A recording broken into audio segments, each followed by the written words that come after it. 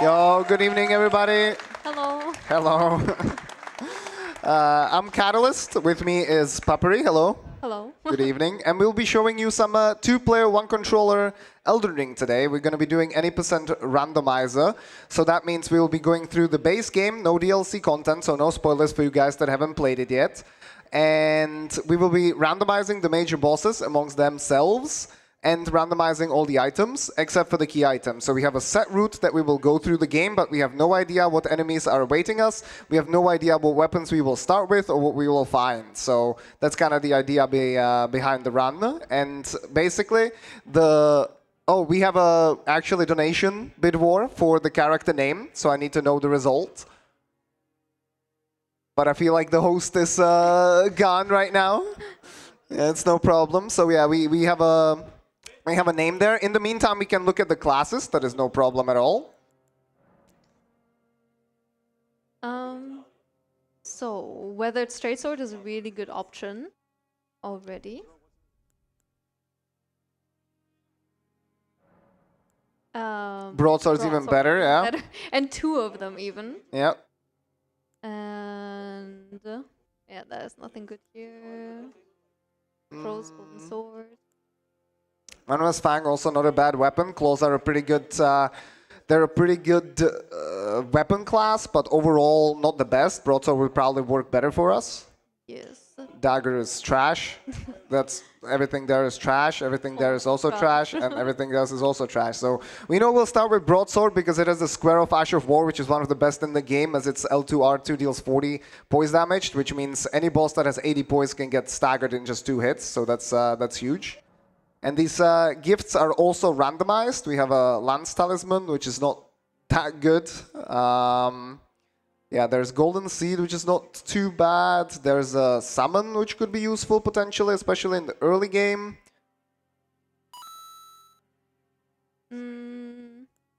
Yeah, I don't know. Like these guys are not very useful for us as well. The Stone Sword key. Yeah, the Stone Sword key is just a key item that unlocks things.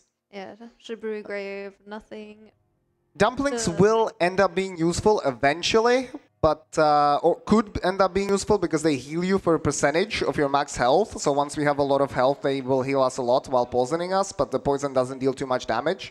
But starting with them is probably not the best. So I would probably, because we have a weapon that we can wield, I would begin with the Dung Eater Puppet, potentially. Hey guys.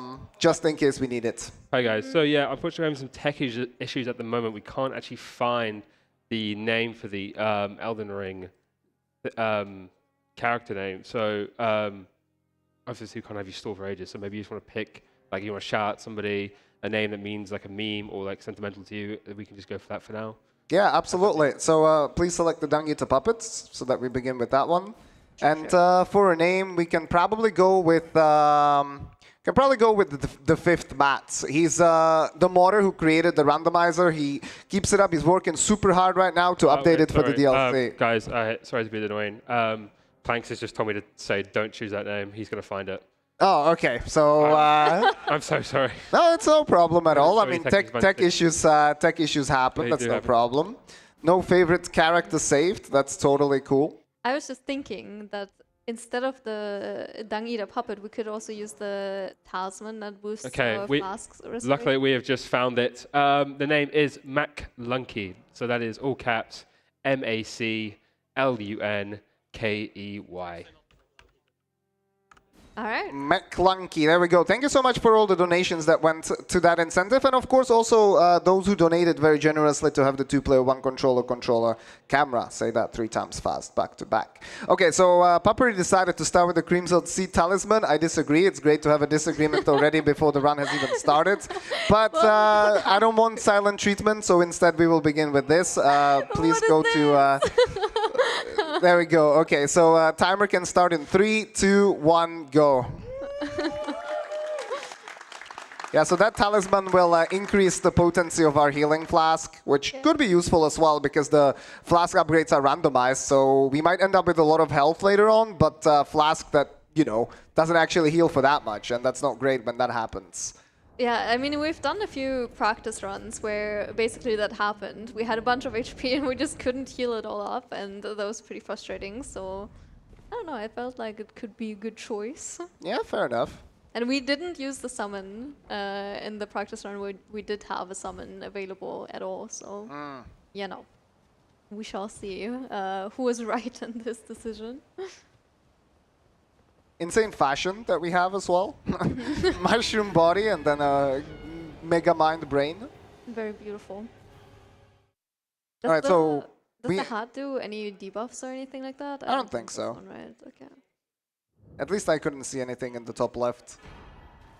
All right, here we go. So end up at the start, regardless of whether we're randomizing or not, jump to our death ends up being the fastest way to get past Crafted Scion. And the idea here in the early game is to get past Stormveil, hopefully, into Liurnia, but it will depend on what enemies we have there.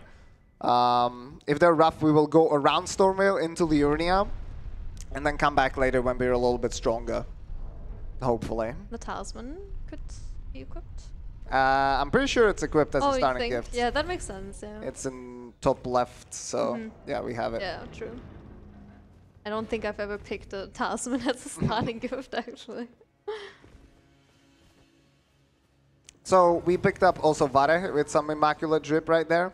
We picked up the first item, ended up being a rune and Rotten Duelist helmet, so we're not going to be wielding that, but obviously runes are always good. They allow us to level up, upgrade our character, they allow us to buy equipment, which is usually pretty important in these randomizer runs, because merchants are great checks, because they have a lot of items that they can offer you, and legendary here already, it's not great. Of course. It always baits you in like big money or something like that, and then it's just some trash. Yeah, legendary item can end up being a remembrance, kind of like the soul, boss soul equivalent of Elden Ring, and that gives you a lot of runes to start. That's pretty good. We've got some smithing stones. We also have Somber 1, so that's great. Insane skipping. So the cool thing about the randomizer is that when we get to a merchant, we're never going to have to come back again, because we can pick up its bell bearing without actually killing it, and that bell bearing then we can give in the hub to Twin Maiden husks, and then always have access to that shop. So even though we don't have the money for the upgrades now, and obviously we're going to be picking a bunch of items, maybe we'll pick up those upgrade stones, so buying them would be a little bit of a waste. We can just come back later when we have the money and when we know exactly what we need. In the meantime, we're making our way through to the first Grace. We're going to get Torrent here, and then I believe we're going to probably loot this chariot to the right, see if there's something good or not. Probably not. Yeah, probably not. And then we'll move on to a graveyard in front of Stormveil Castle, and then probably check out what Margit is. Hopefully a little bit more upgraded than we are right now, but we'll see. There we go. We have Torrent now, the horse. Equip it to the hotbar.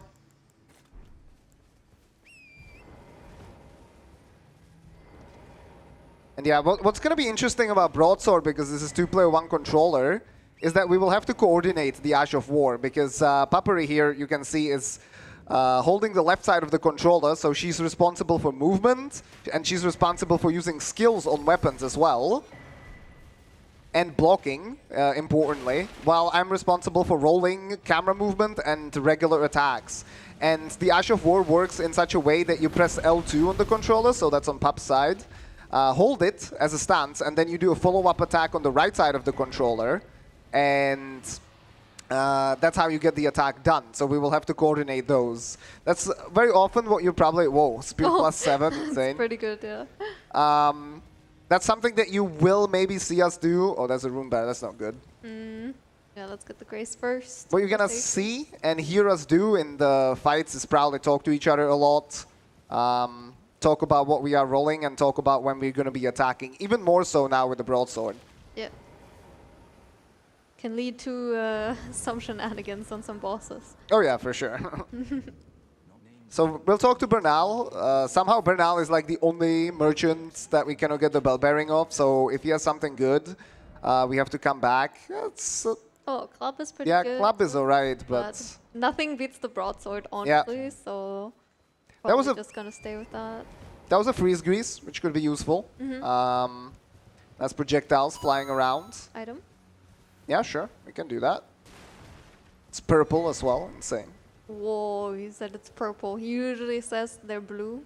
Yeah, well, but now we have a blue helmet and it's quite clear that that's like bluer, so...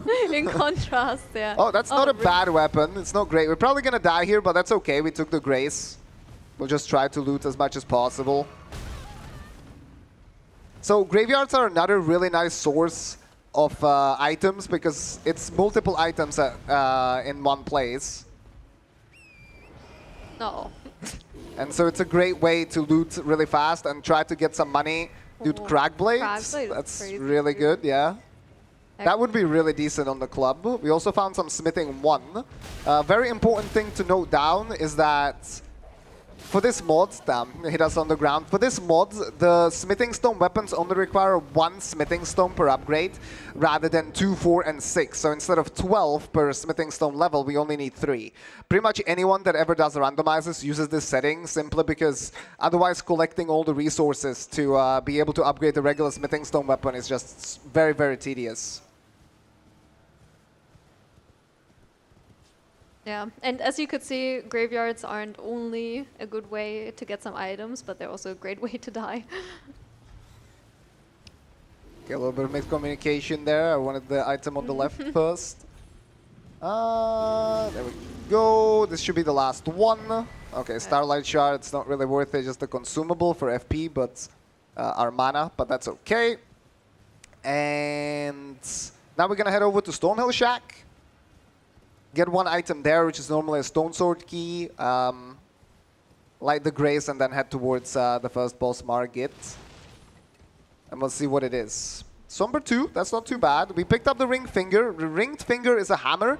Hammers are really good in the game because as of patch 1.10, which is, you know, a while ago, the riposte, when you break a stance of an enemy, the riposte damage got buffed significantly, so it's really, really strong, even stronger than before, to break the stance of enemies, and hammers are really good at that.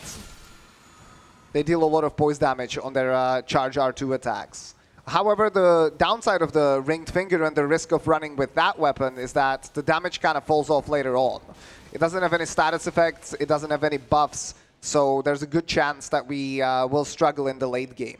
Yeah, that's why the club might even be better than the ringed finger, just because we can put greases on them.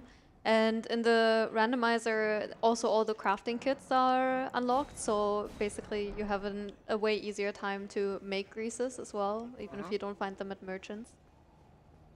All right. All right, let's see for Margit. Surely this is going to be fine. Oh, That it could be actually is all right. fine, yeah. I mean, don't talk too soon. Yeah.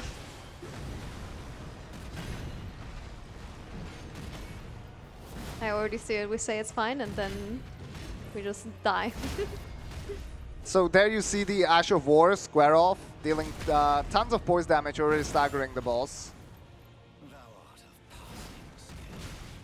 Oh.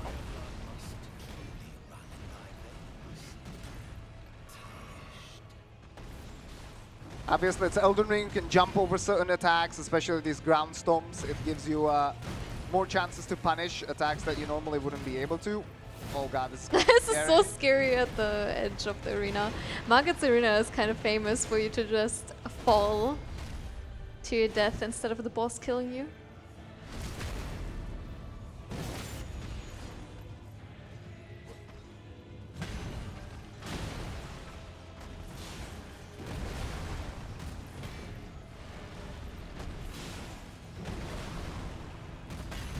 We want him to do as many follow-ups as possible so we can strafe them and just end up punishing, which he kind of didn't end up doing. But hey, there's Margit, which is Godfrey dead.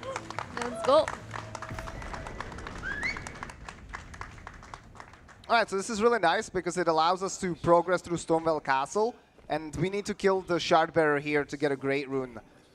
Basically, the normal order of progression in the game is that you need 2 Shardbearers dead to get to the capital Lanedale, and then from there you can basically go to the end of the game. And our route will essentially try to go through Stormveil, so we don't have to go around it. And then we will head over to the Academy, where we will hopefully get the second Shard Bearer. And then we will go through Volcano Manor in order to get to Altus Plateau, and then continue to lane Dell into to the late game. Of course, what can still happen is that we end up with a rough boss for the Shard Bearer and have to come back later. But already this is pretty good, because on the way there, we are not really losing any time, since we need to go there eventually anyways. And there's a lot of item pickups in Stormveil. It's another like really densely packed place. I mean, there's also a lot of enemies, but it will give us a chance to get a bunch of upgrades and stuff like that.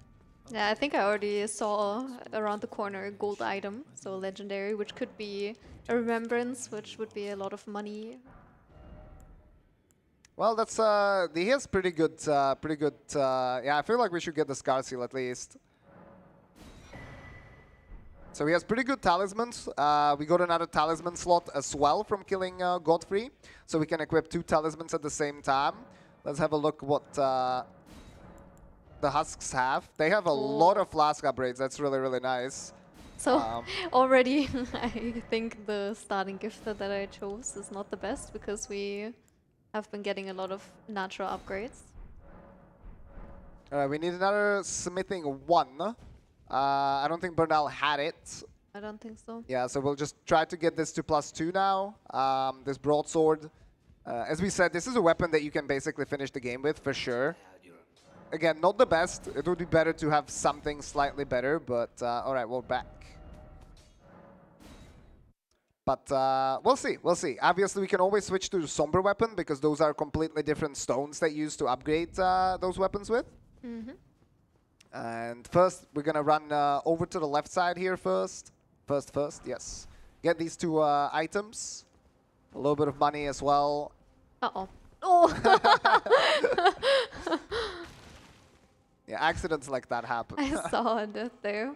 Also, I got debated by the stupid item. The, you know, the summoning pool item. Oh, I see. I never go that way, so sometimes, I mean, there's this one item that basically, even in a randomizer, stays the same, and it's the multiplayer item for Elden Ring. And sometimes if there's Stop blocking, yeah. this little statue in places that you don't go very often, it can kind of debate you and get you excited that there's a legendary, but it's actually just that item. Very sad. So we picked up some money there, and we also picked up 3 times smithing 5 very early on, which is nice. Another thing about the randomizer, a setting that we use, let's get through these enemies, that hurt, is that the smithing stone availability becomes similar to the base game, which means that we will be finding lower level smithing stones earlier in the game. However, there's still a chance that you will end up with a higher level. Let's get the Grace first. And so getting 5s early on is really nice, because once we find the 4s, obviously also 3s, but once we find the 4s, we can upgrade pretty early. Like 5s are usually Altus Plateau, Lane Dell, that kind of stuff. So pretty mid-game areas. Here we have the courtyard. The courtyard is great with a lot of items. Let's upgrade the flask. And maybe level vigor. So we survive a couple more hits. Yeah, the courtyard is really nice because there's a ton of items here. Of course, also you saw a ton of enemies. That's why we ended up getting the Grace first. Okay, I guess we... Never mind, they broke it for us. We'll get it on the way back. Yeah. So normally these statues need to be broken by big enemies, but because in the randomizer you're not guaranteed to have big enemies around, you can just kind of break them yourself.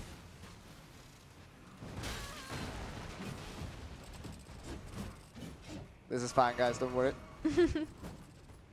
So we're running into, with the flask, we're running into an opposite problem where we have a pretty strong flask early on, but we don't have that many charges.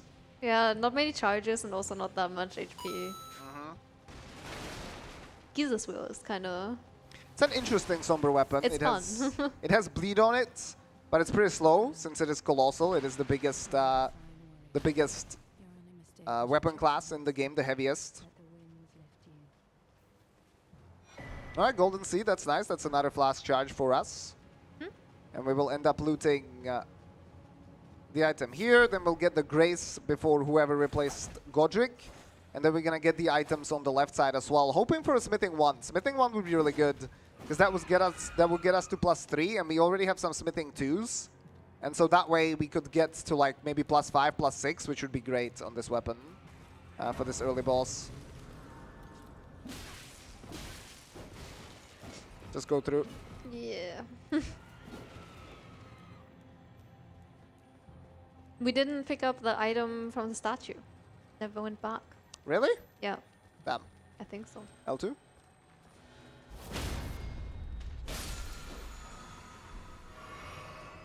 Or if it's like amazing.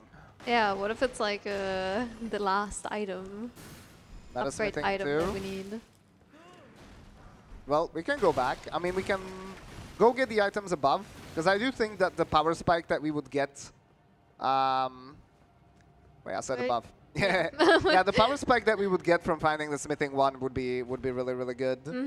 And I think while we are running to get those items that we missed, it would be a good time to read some messages. Yep. Sounds good. So we got $10 from Gustav Gabel. How much for no somber weapons? Well, we might end up doing that anyway, but let's say $500. Then we got $5 from Kasenchu. Dark Souls 2 AA.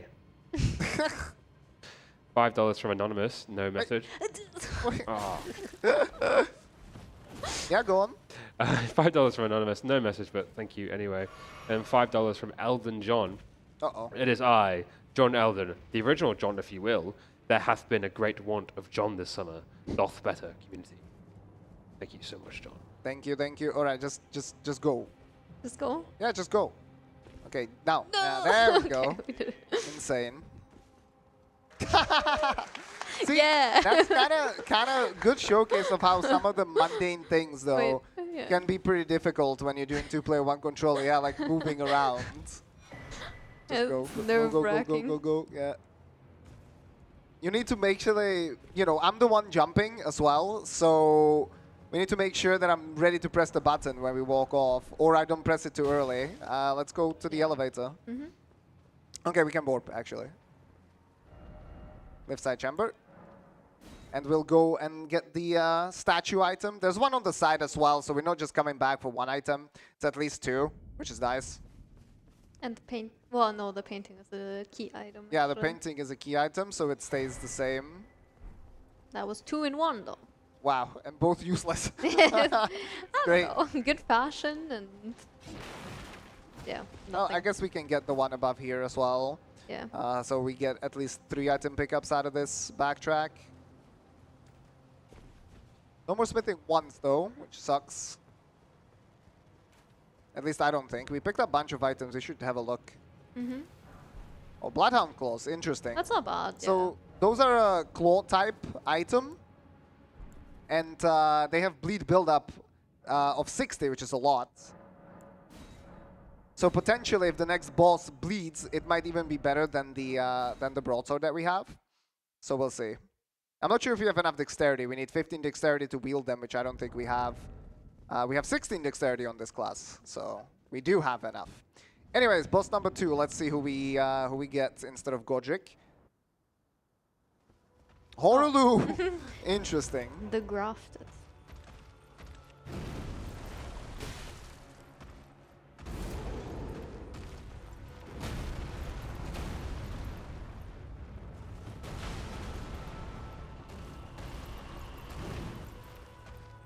No, don't. Let's not do square off. Alright. Go away. Yeah, on this boss, we don't really have enough openings to get that much square off hits, unfortunately. But the damage isn't too bad.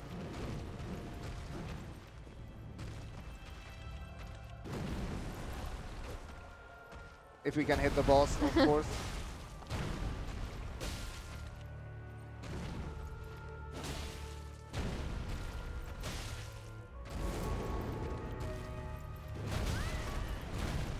No problem. Run away from the AoE. This is a good attack to heal during.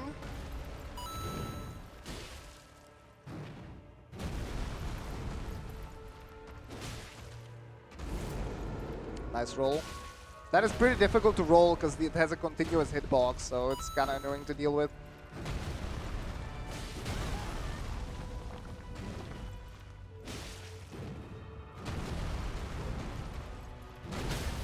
Whoa. That was interesting. We stayed in the front, so he ended up doing a combo extension, which I didn't really expect.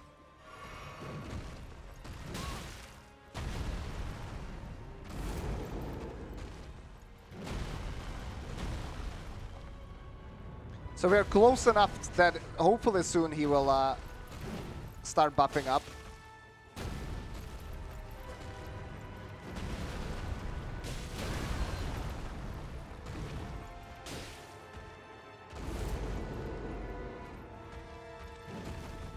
Go away, go away, go away.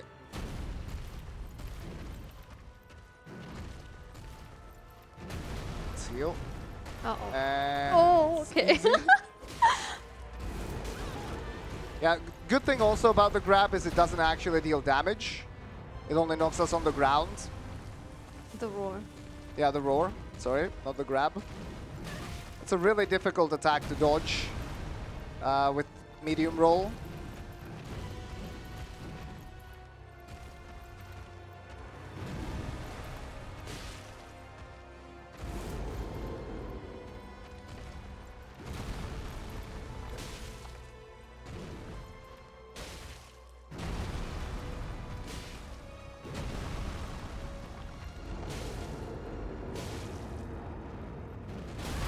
Oh! Interesting. We fell off there, so Oh, from that little Yeah. ledge there. Yeah. Yeah, that's unfortunate.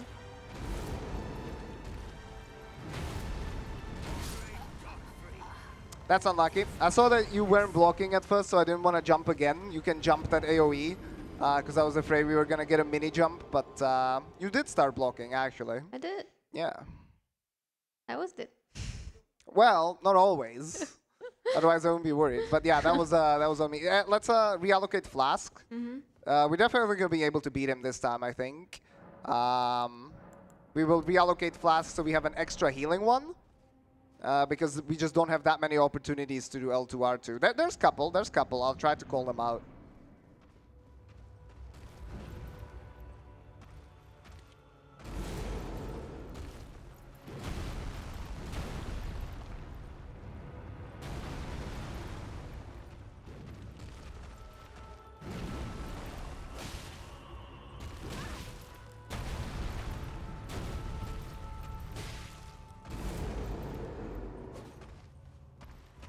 And that's a grab. Yeah, that's not good. That's probably one shot. Oops. Yeah.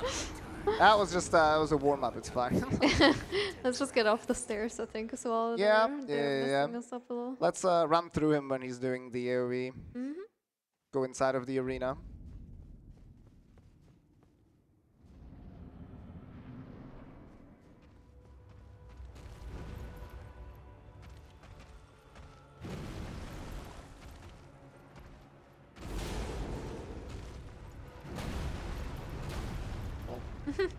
Gravestones.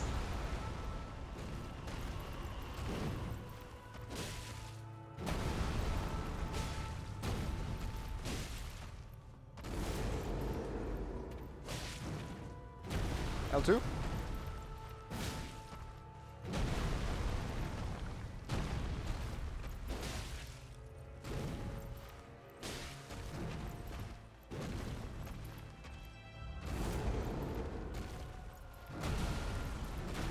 Now we're on the other. No. Go back. Like, even though you can't see it, the AoE is still there. Yeah. Go down the stairs again. Yeah.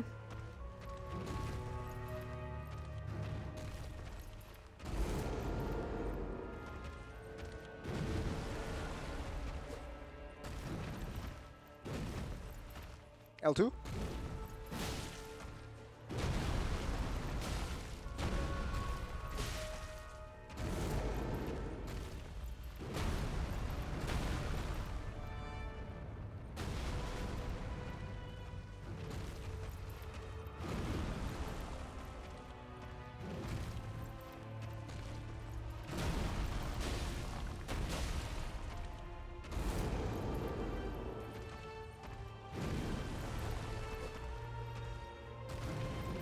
Just back away, yeah.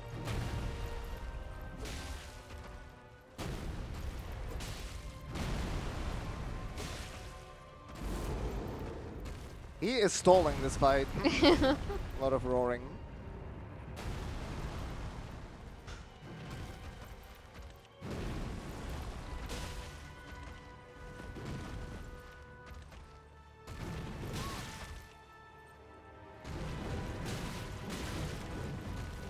My bad. Uh-oh. That's not good. Okay, we're still okay.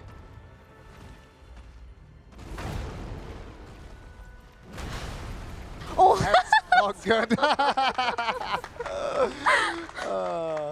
Oops. Let's give it one more shot. Let's be patient. Alright. I feel like maybe the claws would be better. Yeah? Yeah, for the bleed procs, I think. Sure. Let's see.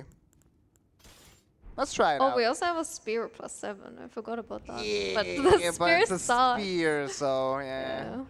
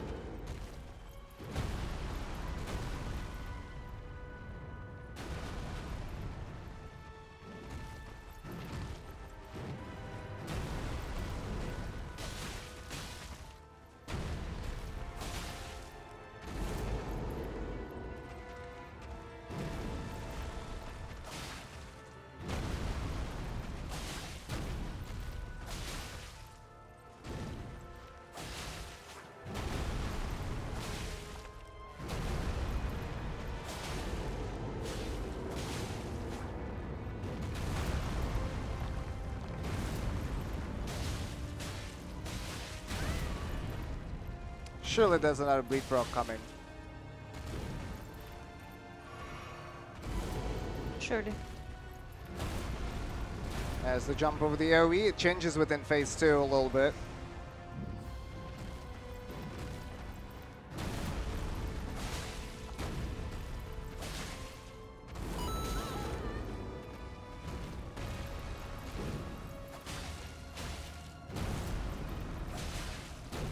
Yay, we did it. Woo! Insane. That's rough. Well, still better than having to go around, come back later. Would have lost quite a bit of time Yeah. having to do the skip and stuff, so not too bad. We got a golden seed from him as well, which is nice. It's also good that we bought the talisman that we didn't equip. That's cool. Yeah, that's, I mean, just buy all 3. Yeah, that's... I don't think we need to spend that money right now, yeah. Alright, onwards to Liurnia. First great rune, that is nice. Let's equip the tally then. So Radagon's Scar Seal gives us some extra stats. It also makes us take more damage, but generally until higher vigor levels. Because it is percentage based, the amount of damage that you take extra, it is worth it. Because of the extra vigor increase, so it's not too bad. We'll pick up an item down here, and then we will head over to Tops, the Scholar. He's another merchant that we cannot... Malenia's helmet. Alright, well, we can equip that, I guess. He's another merchant, Torrent. He's another merchant that we cannot get the bell bearing off unless we kill him. So instead we'll generously donate 10 runes into his pockets and see if he has any items for us. Check the armor. Okay, we'll equip. Well, it's not really much of an upgrade anyway, but we can get the Lusat armor. Mm-hmm. Oh, old. Another robe, yeah. We're collecting like magicians gear over here. Alright, and he has absolutely nothing, so that was a waste of 10 runes. Surely he'll pay us back one time. Of course, of course. This one's nice. No. Okay. Okay, we can do this one. Looks alright. What about the other armor pieces? Yeah, it's good. That's also good.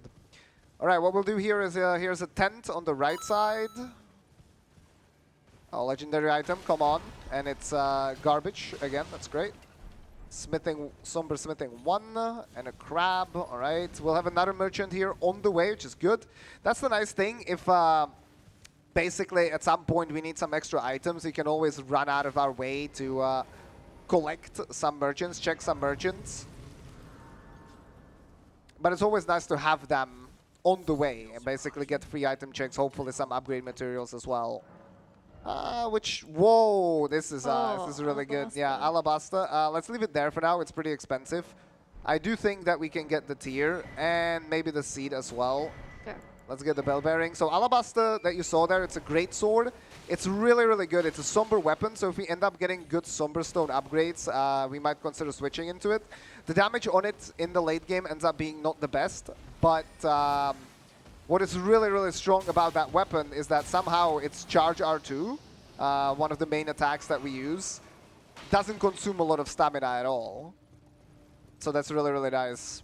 All right, we'll pick up this Grace here.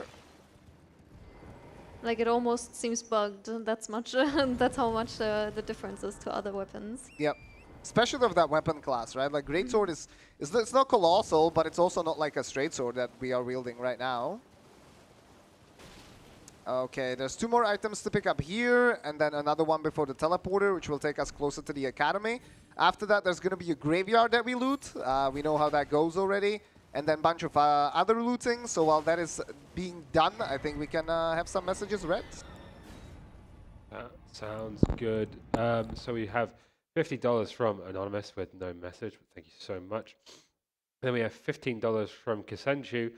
Others may have abandoned this noble question, but fear not. I shall pick up the mantle and keep on, forevermore. And here we go, until the end. Oh my dear catalysts. Dear souls, Dark Souls AA when?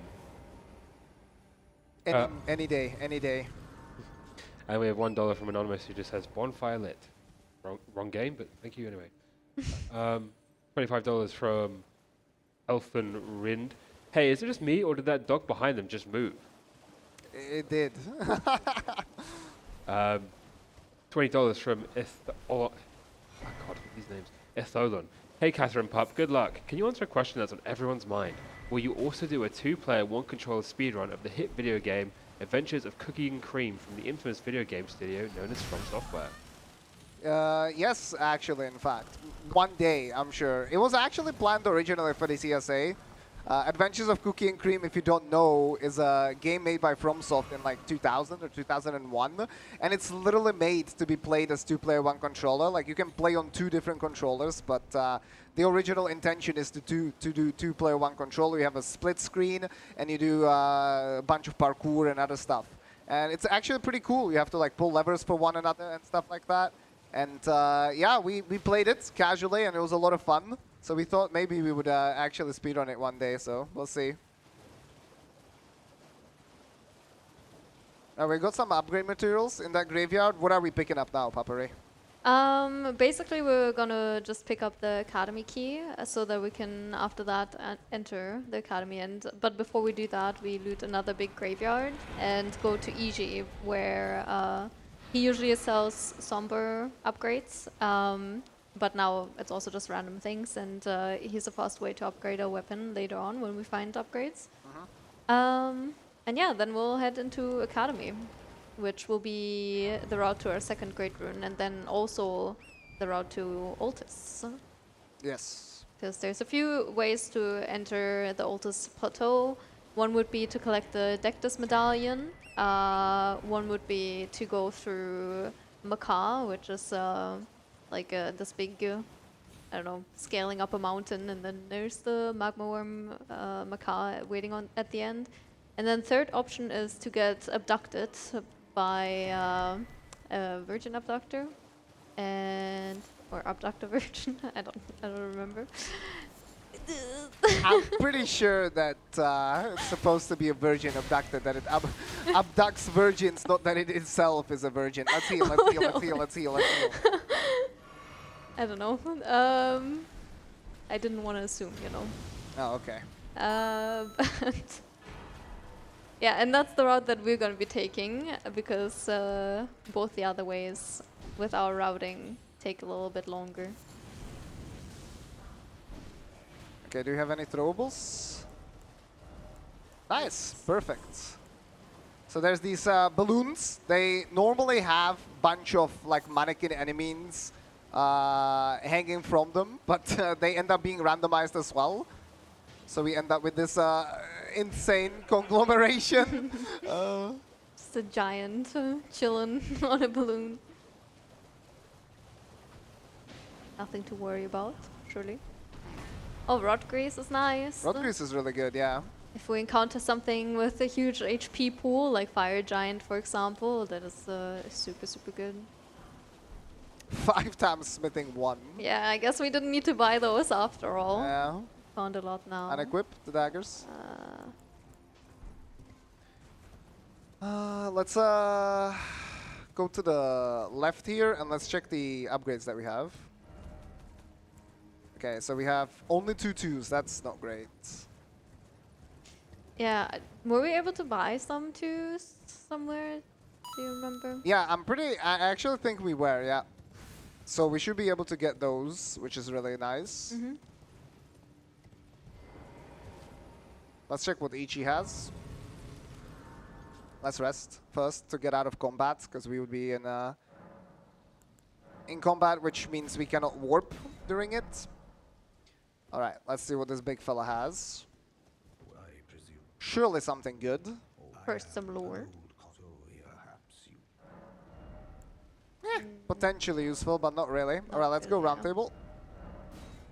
So here, you know, we'll check the maiden husks that we can give the bell bearings to from the merchants, and I'm pretty sure that there was a smithing somewhere, smithing 2. And if not, it was Bernal who had it as well. So we can just go back to Bernie potentially.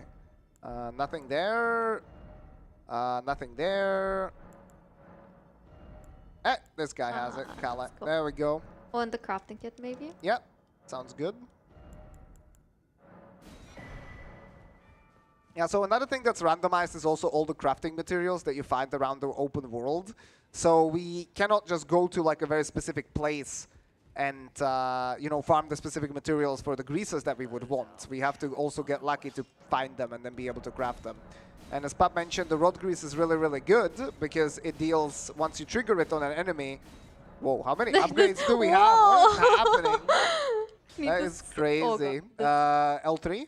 Wow. L3? L3. That's analog stick. There we go. Okay. Yeah, we can just sell everything and level up.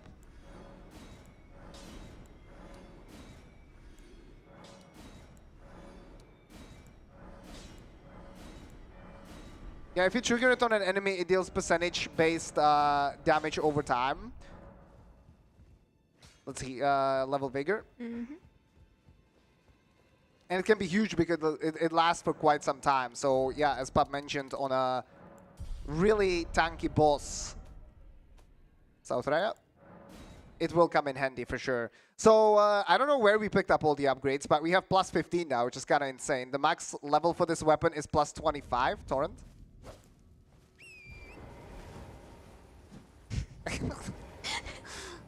Are you trying to catch flies or something? There's something annoying us, you know, flying around our head. Don't worry about it. I got it. So we've, good job. So we've usually gone through this area with like plus 5 or something like that. As I said, the max is plus 25.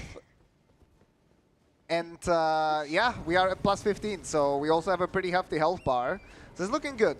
Obviously don't want to jinx us necessarily. Which you already did now. Yeah, so I mean, that's fair. if anything goes wrong, we know who to blame now. Okay, that's fair. I can take the bullet. All right, we're getting this golden seed. Normally golden seed, it's going to be re-randomized into something else, but it's a key item location. So potentially that could have been a flask upgrade, for example. So it's worth to check. It's right there. And Academy is another interesting place with a bunch of item pickups. So we'll see what we can do. Also, we'll see what we can do about the next upcoming section, depending on what the enemies are there.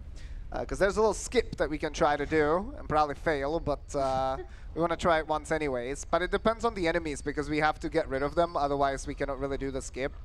And if the enemies are not worth killing, because they're too tanky or something, then it just doesn't make sense to do the skip, because it only saves a couple of seconds.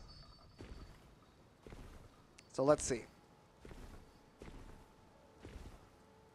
We have a skeleton And an something. explosion dude that just exploded us. Well, I guess we can try, I we guess. will try. Can't wait to go in the next section without a grace. Okay. Huh? I'm ready. Stop moving. Move closer to the edge. A little bit more. Back. That was too much. Yeah, that's perfect. That's perfect. I'm ready. Okay. Yay! First Whoa! try. Same me. That definitely saved us a billion seconds, for sure. Isn't that too little? All right, so this section is actually kind of scary. Yeah, exactly because of that. Yeah. Could you No, quit up? Oh, we're good, it's we're fine, good, it's we're fine, good, it's we're fine, good. it's fine. We can run through here, yeah. Please get up. Tarnished. Oh my god, there's ants. All right, let's get over. Okay, we made it to the other side, but it's Cool. not over yet. There's tons of enemies here in these graveyards. Eh! Everything trying to body block us. Like, actually. All right, so the good thing is, since we are kind of set, we don't need that many items, so we don't need to go out of our way to try and pick up everything here. So in these randomizers, usually it ends up being a little bit of a question of how much time can you waste on looting something potentially good, or are you already set up well enough that you can just kind of beeline through the areas, right? And we are in a position right now where we're doing all right. You know, there's not that many things that would help us, especially because we are in an area where the smithing stones that we need at this point, which is smithing stone level 6, it's not going to be that common at this point. So the only thing that we could end up getting is like somber stuff. So for example, the item that's behind us, I don't think we really need to go pick that up, actually.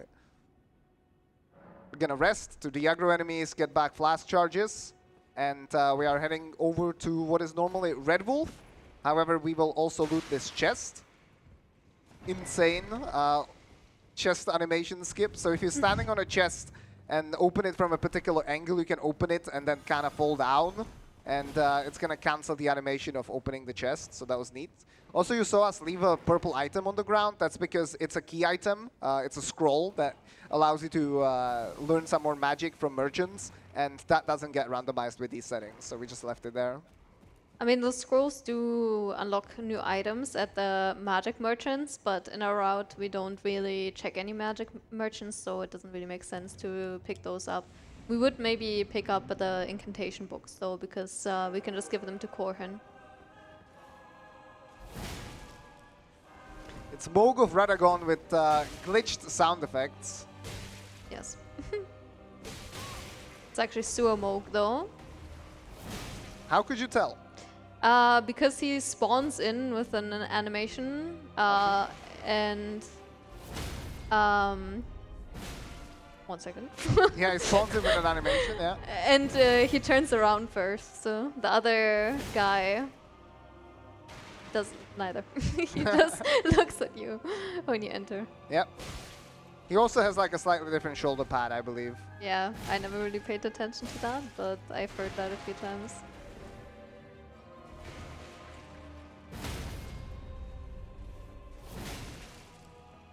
Alright, Surmog.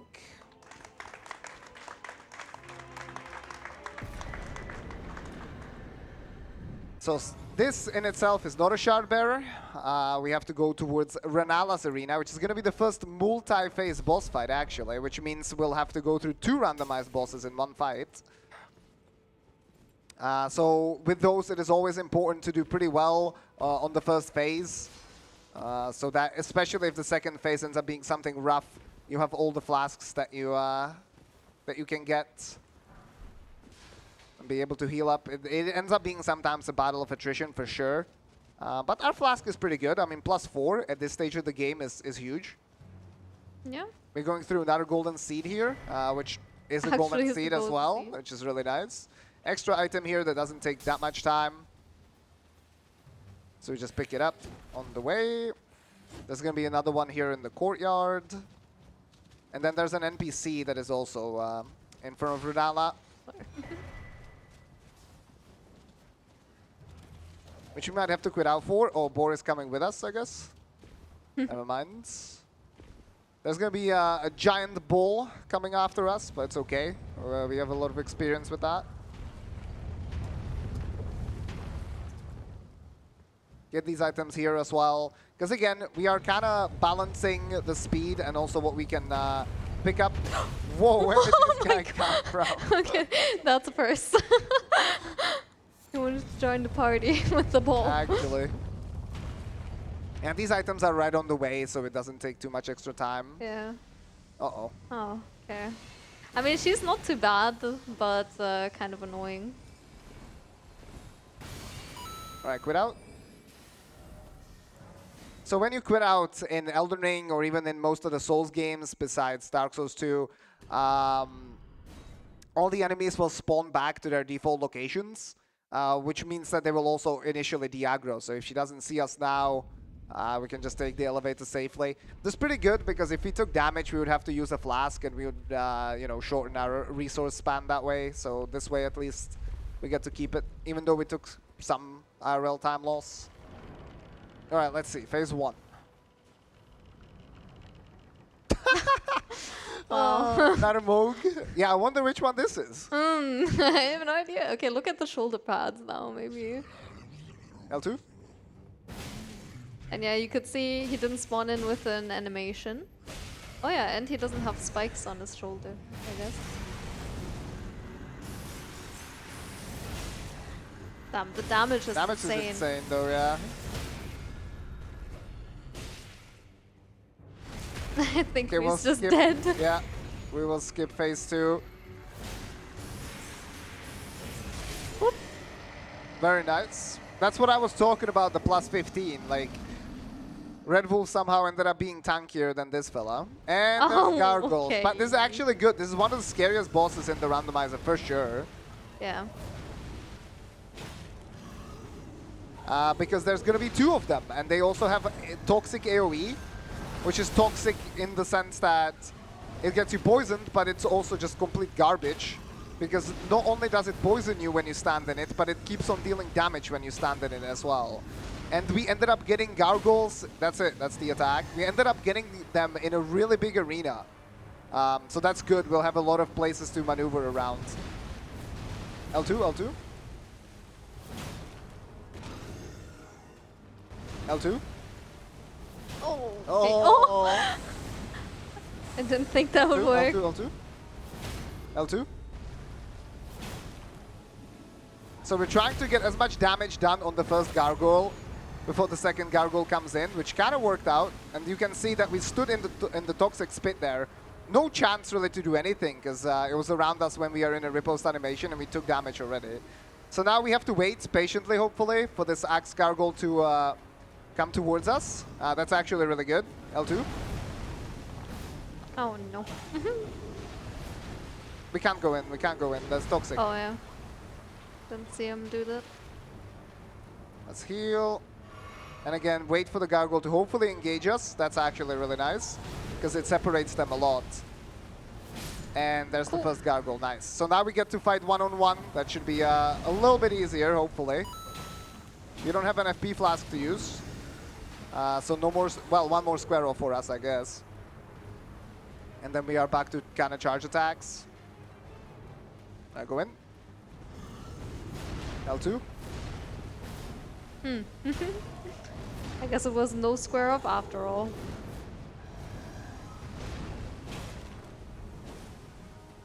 Other leg, other leg. Nice strafe there on the phase transition. That was really well done. Now the gargoyle switch to the axe, which is a little bit of a jumpier moveset, but still gives us enough time to get charge R2s in, which I didn't really explain, but charge R2s are really, really good because they deal the most post damage, usually on a weapon. And like I said earlier, getting staggers is just really, really strong. So there he kind of jumped out of our vision. That's another thing you kind of have to coordinate, but Gargoyle's done. That's really nice, actually. Super good. Really happy to get the boss in this arena, for sure. Yeah, definitely. A lot of runes as well. We have 60k, which means we can probably get a little bit of strength, some endurance, and then vigor. Of course, vigor gaming. It's a marathon. We have to stay safe. We're also getting this grace in case we need to respec. You can do it at Rennala if you have silver tiers. So that will potentially be an option. Yeah, 40. Okay, whatever. No strength. That's fine. For now. For now, yeah. All right, classroom. Surely it's not the last time we are gonna get money. Nice DLC loading screens. Thanks for the spoilers, FromSoft. Appreciate that. All right, so now we will get abducted, but not really. Normally you get abducted, but obviously that abductor is going to be randomized in a randomizer. So the way this mod works is that you can simply die in the vicinity. So we'll just jump off like this and die from fall damage. Well, technically a kill plane. And this is where you would get abducted, but because we died in that area, it will actually warp us to Volcano Manor, which ends up being pretty quick. Especially when you're in the academy already. It all depends on the routing, as Pap mentioned earlier. Yeah, another option could have been to go to Kaled and fight the Radan replacement, and then it would make more sense to, instead of going to academy, getting the Dectus medallions. But overall, it's just a lot more running around, and there's not as many graveyards on the way, that which of course give us valuable upgrades. And these balls of lightning usually do a lot of damage. Yeah, it was alright. We only got hit once, but if we got hit multiple times, there could have been scary for sure. Yeah. We're doing a little bit of a... There's like some platform skipping here. As you can see, we're basically falling to a lower platform than you normally should. That's fine. This was calculated. Don't worry about it. Yeah. Planned. Yeah. No, I wasn't scared. Alright, we'll take this grace and rest. I don't think we're actually trapped. Normally when you get abducted, you end up being trapped. I'm not sure. But we should be fine. However, we still rest to replenish our flask and de-aggro the enemy. Pick up an item on the way. That's scale armor. That could be worth equipping, actually. Yes. Very nice. And now we will be approaching... I was quite so dark dark. on the monitor, yeah. It's fine, though. We'll be approaching one of the minor bosses, so we will end up having another minor boss randomized here as well. I'm curious to see what it is. Oh. It's a Abductor Assassin.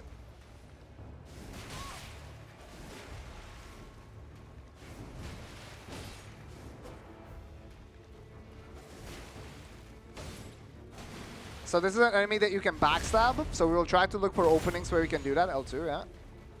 Very nice.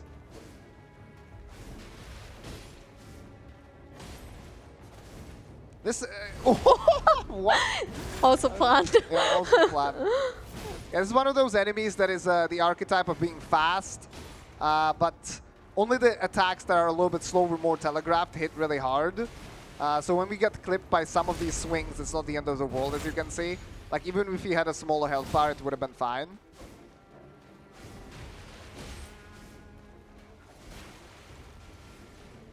And try to go for a backstab here. Very nice. That's very tight timing. Was good movement. And we need the 2 more R1s. There you go. Okay, so that's Assassin. That was pretty good. That was pretty good. And we're in Altus. Nice. We also got neutralizing boluses, so if we ever want to use some meat dumplings to heal ourselves in a sticky situation, if we have any, I don't remember. But yeah, since they poison us, it's really nice to have these boluses so that we can counteract that, so that we don't have to rush the fight after being poisoned. Although the poison in Elden Ring is super, super weak, so usually you're fine even if you are poisoned, as long as you have a little bit of health left. Let's heal, maybe? Yeah, so in Altus, usually depending on the upgrade that you come up here with in the randomizer, you might spend a little bit of extra time looking for things. We will still go to one of the merchants, which is almost on the way, and this is also the area now where we can start getting the smithing stones that we kind of want, which again is smithing stone 6 and higher. But if you end up with like a +8 weapon or something like that, this is definitely the time to backtrack, look for more upgrades, because you're not going to have a good chance of finding those level upgrades. But fortunately, this run we managed to avoid that completely, so that's really, really good. And essentially the plan is just to kind of run through here, go to that one merchant that I mentioned, and then we will head over to whoever replaced Draconic Tree Sentinel to get to Lanedale. That boss will be a little bit scary because DTS hits super, super hard, normally. Yeah, should be fine though with the vigor that we were able to acquire. Stop saying that. Okay. Then we'll die like 3 times, so it'll be embarrassing. Alright, no, it's gonna be so hard. It's like gonna be the hardest thing we've ever done. No. I mean, it can definitely be rough if it's, for example, something like, what's the ice dude's name again? Ancient Hero of Zamora. Yes, exactly, that guy. Like, he already hits hard just by himself, and then if he replaces DTS, it's just crazy damage output, and he has Frost as well, which can just status proc you into, yeah, out of existence, basically. Yeah, into a separate dimension. Yeah, and despair. Pretty much. Also has a really fast moveset, so it can be pretty scary. We'll see what happens. Yeah, some of the enemies in Elden Ring work a little bit differently than most Dark Souls bosses, because this indeed ended up being the most complex game in terms of combat that From has made, you know, in the Souls formula. And a lot of times, not only do you need to roll on time with the correct timing, not too early, not too late, but you also have to roll to like a very specific location to dodge some of the follow-up attacks. And with Ancient Hero of Zamora, it's very easy to get clipped by some of the follow-ups, especially 2-player 1 controller, where you have to kind of coordinate perfectly. And if he replaces DTS, well, he's going to deal a lot of damage with each individual slice. So what we're going to do here is see what the enemy is. Normally this is a Valiant Gargoyle that drops an item. If it's some small enemy like an imp that I can see, we'll end up killing it just to get a quick item check. And then we will head over to the next Grace, pick up some items on the way, and head to the merchant. While we're doing that, this is a perfect time to read some donations. Sounds good. We've got $10 from Metnock, who asks a question here. That's wise. What build are you looking to do, or is it totally dependent on item pickups? Yeah, that's a really good question. It all depends on the item pickups, honestly. And that's why we also use the smithing stone setting, so that the smithing stone weapons are very more viable, because otherwise you are mostly looking for sombers, and that limits your pool quite a bit. So it usually boils down to finding a weapon that you can use early. If it's something like a broadsword, it's even better because you can use it later as well. But if you end up with something just a little bit simpler, not as strong, if you ended up with, for example, the spear, right? We would use it early on and then try to transition into something else. And of course, a lot of times, because we also want to level vigor, the more you level, the more costly it is to get additional levels. We try to find the weapon that doesn't need as many stats requirements. And we really We really managed to do it here with the broadsword, which is a weapon that you can wield with a level 1 character as well. So that's kind of the general idea of how we structure these runs. Awesome. And then we got $40 from Zakute. All hail the legendary Tarnished McLooney. Glad I had the opportunity to pick that name and get involved in this run. Thank you so much for your name choice. And then we got $25 from Drago Brath. Another question. What was the most cursed randomized boss name that you've ever seen? I feel like usually the worst randomized boss names are Wormface boss names. But we don't really encounter Wormface on this particular run, but they're usually, I don't know, because instead of just having it randomized into each other, it's always something like Gideon Face or, I don't know. Check the smithing stones. Those are 5s, right? Yeah, okay.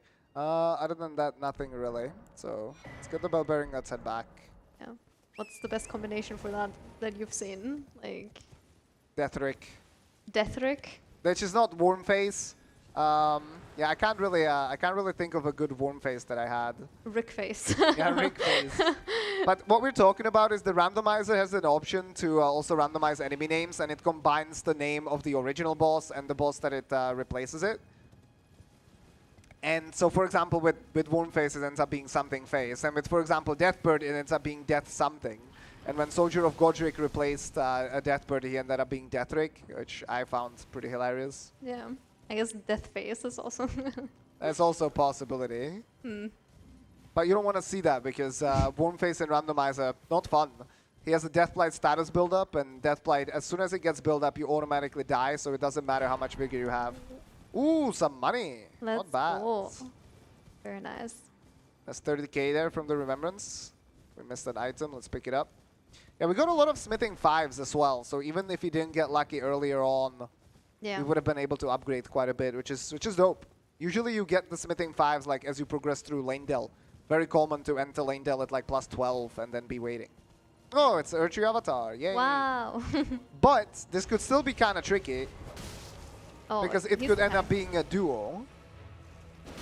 Because there's an Urchi Avatar in the snowfields, sorry, in the mountaintops, which once he gets past a certain HP threshold actually doubles. It multiplies itself. And this could be that Urchi Avatar. We have no way of telling so far. L2? Oh, And it is! it is! L2, L2, L2. You cursed us. Whoa. Okay, abuse the iframes hopefully. He Okay, just he's just doesn't do chilling. anything. That's fine too. Go away, go away. He's doing the, yeah. Let's heal up. And now we have to, again, hopefully try and separate these two fellas. That's looking decent. Uh-oh.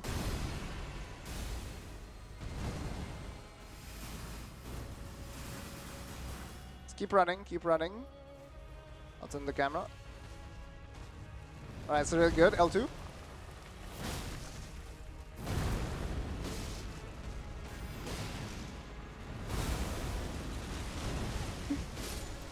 Let's go. Let's go. Not bad. So the strat there is to just try and get as much poise up while he's duplicating, and then stagger the boss when the second guy spawns in, because when you're in a riposte animation, you end up having iframes, so it doesn't matter what the other avatar is doing. What's also nice, if you end up having some kind of an AoE, like a Thunderstorm, for example, you can hit both of them when he's duplicating and then deal massive damage at once. So those are usually the common strategies to try and deal with these guys. But fortunately, because we had the plus 15, the damage was really, really good. And again, you got to see these bosses have 120 poise, which is quite a bit. Usually you need like 4 charge R2s for that. 4 or 5, but with the square off we were able to just, you know, L2, R2 3 times and they staggered. Now we have quite a bit of money on us again, which is pretty dope. So we have 66,000 and we have a 30,000 remembrance as well. And quite a few more runes, I think, as well. We haven't really been using them too much, so pretty stacked right now. Now we just need the next upgrades. That would be nice. Yep.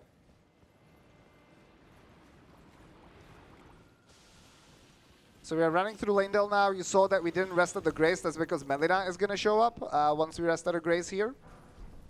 Which we probably eventually will. It all depends. But we don't have to rest just yet. So that's why we chose to avoid it.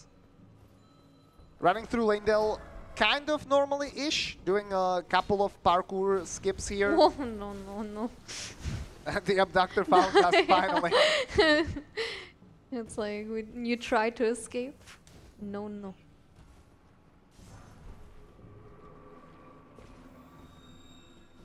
And yeah, the reason we're choosing this path to go through Lanedale is to get some of these pickups on the way again. In Lanedale, most likely going to get smithing 5s, but 6s are a possibility, so that's why we want to loot here a bunch. Gonna kill this Hands, because that's normally a tree avatar that drops an item, which ended up being the Carrion Nighthelm. Oh. There's a Golem in the way. And something, I don't know if it's the Golem that's messing us up, but you can see the frame rate, not the best. Yeah. Sometimes that just happens in Randomizer. It's not always clear why. Like sometimes you go into an area and there's pretty much nothing there and the frames are dropping like crazy, so there it kind of made sense. If it's a big enemy, that can affect it. Let's do the extra looting. I do believe we probably have time for it, so there's an extra item here, which could end up being the smithing stone. Well, it is a smithing stone. Not the one that we need, but Somber 8 is not bad, yeah. We jump down here. Legendary to our left, smithing 5. That's 50,000 right there, so that's huge. Money has been really generous so far this run, I have to say. So Pickle Turtleneck, not a bad consumable. If we use it, we have stamina regeneration bonus. A lot of times, that will come in handy when you're scripting fights, right? When you have a specific setup, you know what boss you're going up against, and you know how much stamina you need to execute everything. Maybe some... there we go. SM64 lag strats, just looking away to stop the frame drops. Yeah, in a randomizer run, the Pickle Turtleneck, not the biggest contributor to our success probably, but still nice to find it. Better than, you know, Glove Wards, which is an item that you upgrade Spirit Summons with, which we are not really using. Even though sometimes they can come in handy. When you have a boss that has summons, like Commander Neil or Commander O'Neill, it can be nice to have the Spirit Ashes to be able to... can we warp? Let's go to Kale, maybe. Kale? Yeah. Okay. We're gonna sell the runes and level up. I think that's a good idea. But yeah, having the Spirit Ash summons, you know, you split aggro, it's not too bad. So the reason we're going to Kale is because at merchants you can sell the runes instead of just... oh, that's recent items. Yeah. Insane. Alright, key just a remembrance. Let's keep the small ones in case we need some stuff for like upgrading. And let's do 45 vigor. Let's do some endurance and strength rest. All right, let's go back. Yeah, spinning aggro is nice. So yeah, here just selling the runes, it's faster than popping them. And it's also faster to go to Kale than to Roundtable Hold because you have to run further there. One thing you also notice maybe is that we haven't used the Physic at all, which is a consumable item that you can mix kind of buffs into. We haven't really found any tiers that would be useful. So that's one of the big reasons. Normally you pick it up from Third Church of Marika and Limgrave in the first region of the game. But when you defeat 2 Shard Bearers, the game actually puts it to the Twin Maiden Husks. That is because they don't want you to miss that pretty, you know, essential, fundamental game mechanic of mixing those Physic flasks. They do the same with like the Spirit's Ash summoning bell. If you don't end up getting it from Rani, you can get it from the husks. So we could be able to just buy it in Roundtable, the Physic, but since we don't really have anything to put into it, it's not really worth wasting our time over for now. That could always change though, of course. All right, Spirit Godfrey. That's Mimic tier. That's well, let's get in. All right. I mean, there's a really nice strat for Mimic tier. That basically you can unequip all your items, then spawn it in. and it won't have, and then equip your items again and it won't have anything. But there's another nice strat that you can also see here is left-handing your weapon, and Mimic somehow gets confused for some reason and will usually just try to punch you instead of using the weapon. Now two-handed the fists, like, I don't know. Roll catch, actual PvP gods. Yeah, there's a couple of reasons why we left-hand the weapon instead of right-handing it. Big one is that we can two-hand it on torrent. Normally when you're not on torrent, when you're on torrent, you cannot two-hand the weapon in your right hand, but you can do it for the weapon in your left hand. So that way we can two-hand it on the horse, and when we jump off, we are ready to go, basically. Another reason is if we end up having any item with a buff, we can put it, any weapon with a buff, we can put it in our right hand, and then we can, when we are just one-handing, we can use the buff without having to two-hand that weapon specifically. And the last reason is Mimic. If we encounter a Mimic without being able to see it ahead of time, having it in the left hand, the Mimic will un-two-hand pretty often, and then it just ends up attacking with the right-hand weapon instead. Yeah, and the last actual reason is that we're finally enough both left-handed, actually, IRL. That is true, yeah. Chances are not high of that, but it is what it is. So we're getting some extra items here.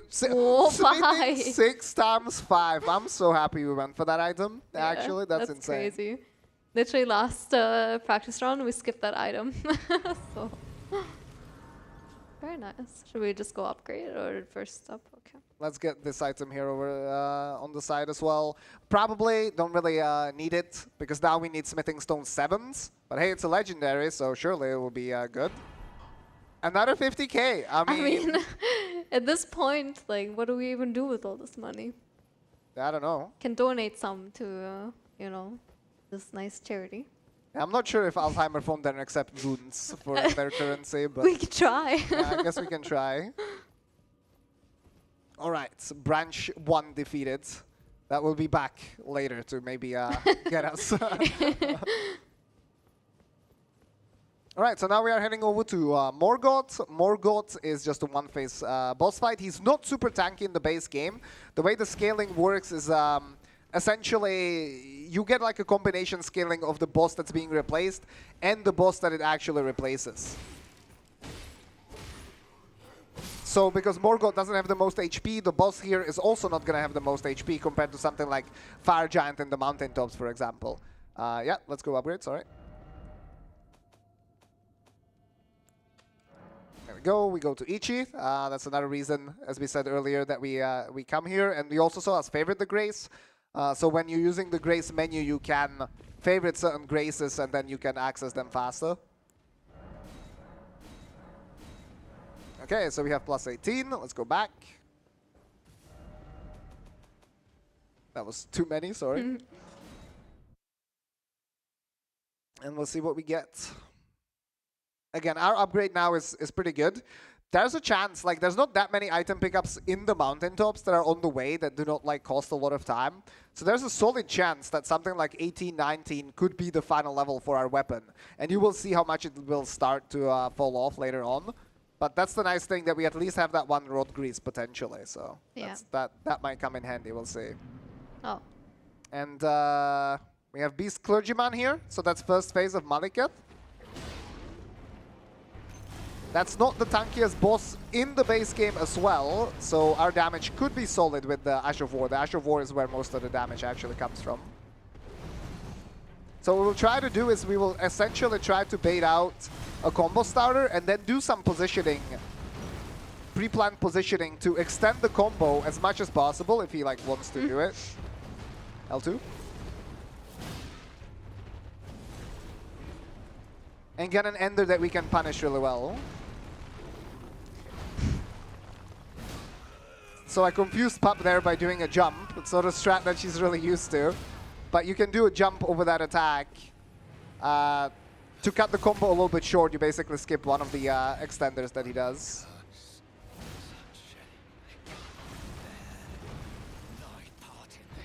I'll do it again and confuse her.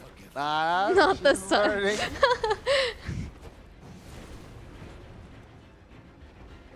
So for example, that's a combo starter. We're gonna roll these two. then go backwards, and then end up punishing it like that, and that's Clergyman. We're gonna Sacred Tear as well. That means our flask will be +5, which is fantastic. I feel like that's higher than we've had in any of the practice runs recently. Yeah, I think so as well. It's really good because you can end up with quite a few flask charges. Like we have 8, that's already pretty nice. Getting to like 9 would be even better because then we could get more FP flasks. But if you have a big health bar, and obviously the enemies start hitting harder later on, but your flask is like +1, you have to heal like 4 times to get back to full. So the charges are kind of useless. And it also takes a really long time, right? So you need to look for multiple openings in a boss fight, essentially. So here from Malenia we get the Rolled Medallion. Let's upgrade the flask and let's level. Let's do 50 maybe. And then Strength Rest I think is good. And now we're going back to Avenue Balcony. And we'll head over to the Rolled Elevator, which takes us to the Mountaintops. On the way, there are some item pickups that do not take super long. So I think we'll end up doing them anyways. Because there always is that odd chance that we end up getting the Smithing 7. And I don't want it to come back and bite us in the ass when we're missing like 1. Because we've definitely had runs, especially with Somber Weapons, because for Somber Weapons you only need 1 stone per weapon upgrade. We've had runs where we had like 1, 2, 3, and then 5, 6, 7, 8, 9, 10, and we couldn't find Somber 4 anywhere. So instead of having a +10 Somber Weapon, we had to go with some very much inferior choice. So we'll go ahead and do these item pickups over here, and while we do that, I think this is a perfect time to read some messages. Sounds good. We got $10 from Elk Snitch. No message, but thank you so much anyway. And we got $25 from Sphere. Hey, could you please make the next fight less scary? My friend Kadarev right next to me here is literally biting his nails off. And we have $40 from Primo. This is an awesome run. Let's go, Kadari. Greetings from Germany. Oh. Cool, thank you. Thank you so much for the generous donations and for the kind words as well. Then we have $40 from Thomam. Good luck on the run, Catherine Puppery. Just one question for the runners, if I may. Does this technically count as a co-op run? I mean, in a way, you could think of it like that, yeah. I guess so, yeah. And we have $5 from Rakoja, who gives some great advice and just says, try jumping. Okay. It works. Good job. Thank you. Yeah, so that's actually a great segue because we'll be on an elevator. So you've noticed us jumping quite a bit. That's because jumping uphill and on flat ground is slightly faster than sprinting. So anytime we are out of combat and we have infinite stamina, we try to keep jumping. Here we're just doing some jump tech as well with perfect timing to try and exit the elevator a little bit sooner. Just like that.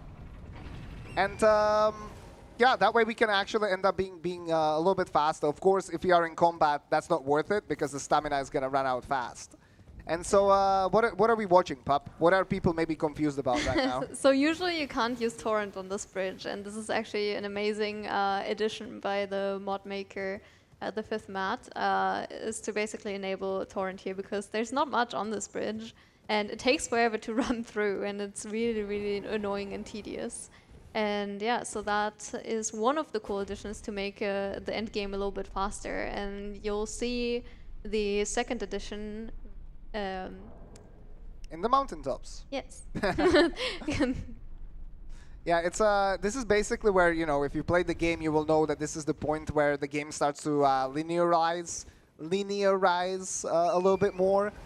Instead of having open kind of big areas, you are forced to go through very specific pathways. And that means it's also just running. There isn't that much choice. And especially that bridge, it has 5 enemies in total. So that's not something where you want to spend too much time. Let's see if we can get this item. Yay, we did it. Wow. It's really difficult to pick up that one somehow. Missed it a couple of times in practice. Yeah. At least it ended up being money, so it was worth it.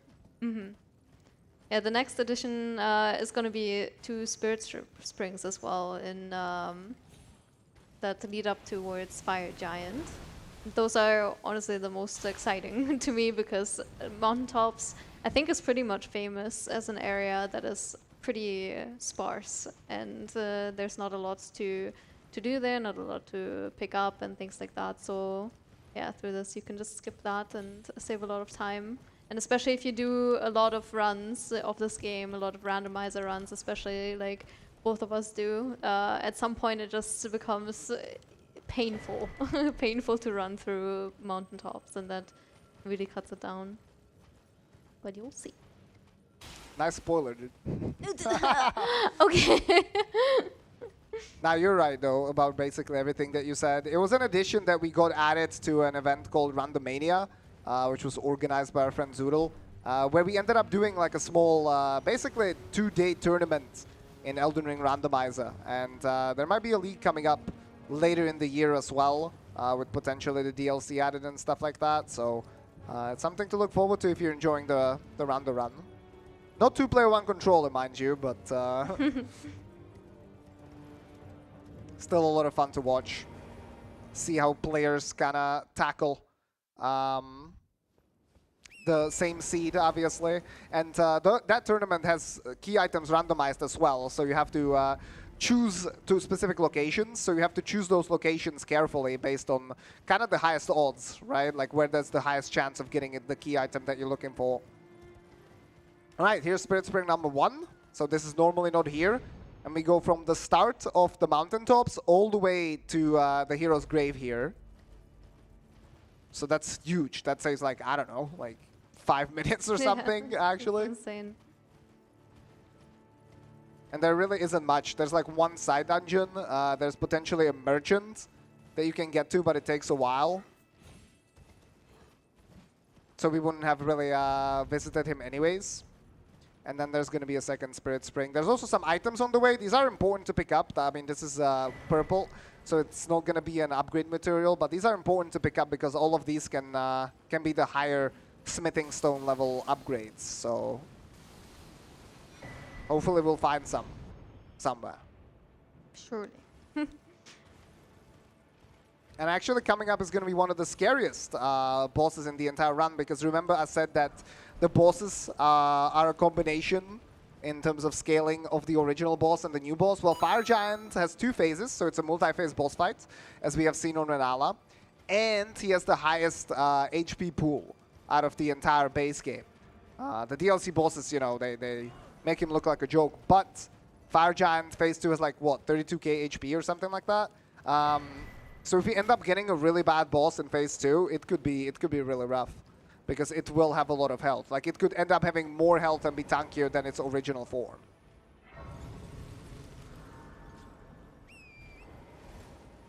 Well, wish us luck that it's nothing too bad. I mean, that is one bad thing about getting some nice bosses out of the way earlier in the run. Like, it was a few bosses that I think we're pretty comfortable with, like Goldtree, for example, is a really easy one. And also Gurang. Oh, it's Rennala phase 2. Phase 2, yeah, and NA aim right here. Yeah.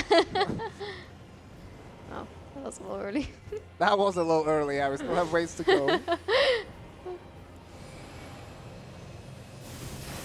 Oh, okay, more L2, yeah. more NAM. L2. So this is the power of square off. Rennala only has 80 points, so you saw we did 2 Ashes of War. L2, yeah. And she ended up getting staggered already. So Rennala in phase 2 has these summons, but the summons actually end up having specific attacks that we'll try to bait out and then dodge, and that's when they actually get these summons. That's okay. That's a troll. Strata Chaser. L2, L2, L2. L2. Okay, that's fine. That's no problem. Let's back off. Let's heal up. Troll is despawned, as you can see, after the attack. Okay, this is one of the more annoying attacks, the Moon, where she goes in the air and you basically have to wait for it to come down. This also means all the poise damage that we've dealt will end up dissipating, so we cannot really get an easy stagger. There's a dragon summon. We'll try to dodge this and then hopefully get a flying attack sometime soon to despawn the dragon. Let's just play it safe. Yeah. That's not what we are looking for. And during most of these summons, she actually doesn't attack. The only summon where she does also attack is the troll. So you can kind of notice she's just chilling right now. And Mind well, the dragon really isn't. yeah. He's doing everything but the thing that we want him to do. Yeah. But yeah, if we were to attack her right now, she would then also... Go back, go back, go back. All right, let's go to Rennala. That's the good one. Yeah. Yeah, she would get aggroed, is what Pup meant Yeah. to say. All right, so we got all the 4 summons. Cool. Bingo square done. And what we're going to try to do is bait out jump attacks from the wolves to despawn them. One more wolf. Yeah, here you can we see go. very beautifully how That was not the one. after a certain attack they just Disappear. And we get another moon, so more stalling. That's fine, we'll outrun them. She's taking a lot of damage with our Ash of War, so... Mm-hmm. Yeah, it's no problem, but yeah, she is kind of also famous for stalling. And yeah, I mean, this is also why we don't really have to keep an eye on L2. her during that summon, for example, and just look when he does the attack that we want. L2. And now we will iframe the dragon, and that's Rennala phase 1. All right, or phase 1 of the fight, but Yes. second phase Rennala, of course. All right, let's see. And we have Morgott. Okay, that's gonna be it's gonna be tricky because getting a lot of square offs on this guy is not easy Yeah. because he has a lot of follow-ups based on positioning. And if you end up in front of him with the square off because it moves you forwards, he will do extra combos. So that's not good. L2. Nice one. I can strafe this.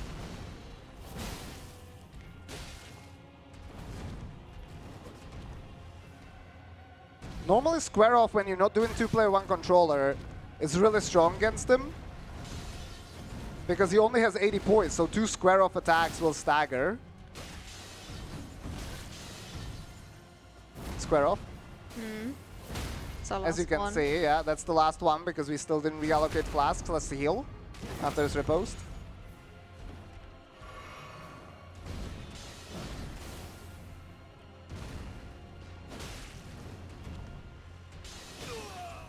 Calculated. Alright, let's heal to full. This is phase transition. Happens once we get past a certain HP thresholds. Sword attack, we'll back off. Let's just keep running away, get into a better position where the rock isn't. Alright, that's good.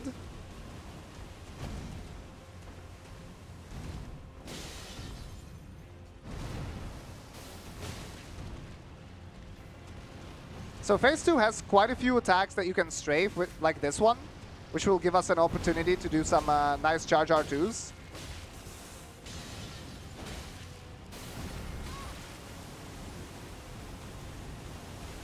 But he also has attacks that create like geysers on the floor and stuff. And then that can hit us obviously if we step in it.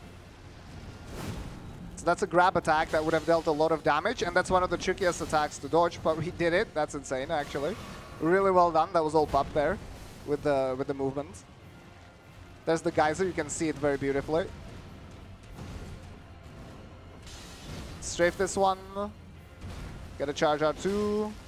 Strafe this one as well. Be careful. Geyser, yeah. There's a stagger. Get 2 R1s. You might be also wondering why we're crouching before a riposte. That is because if he just mashed R1... Well, there's Morgott, actually. Thank you.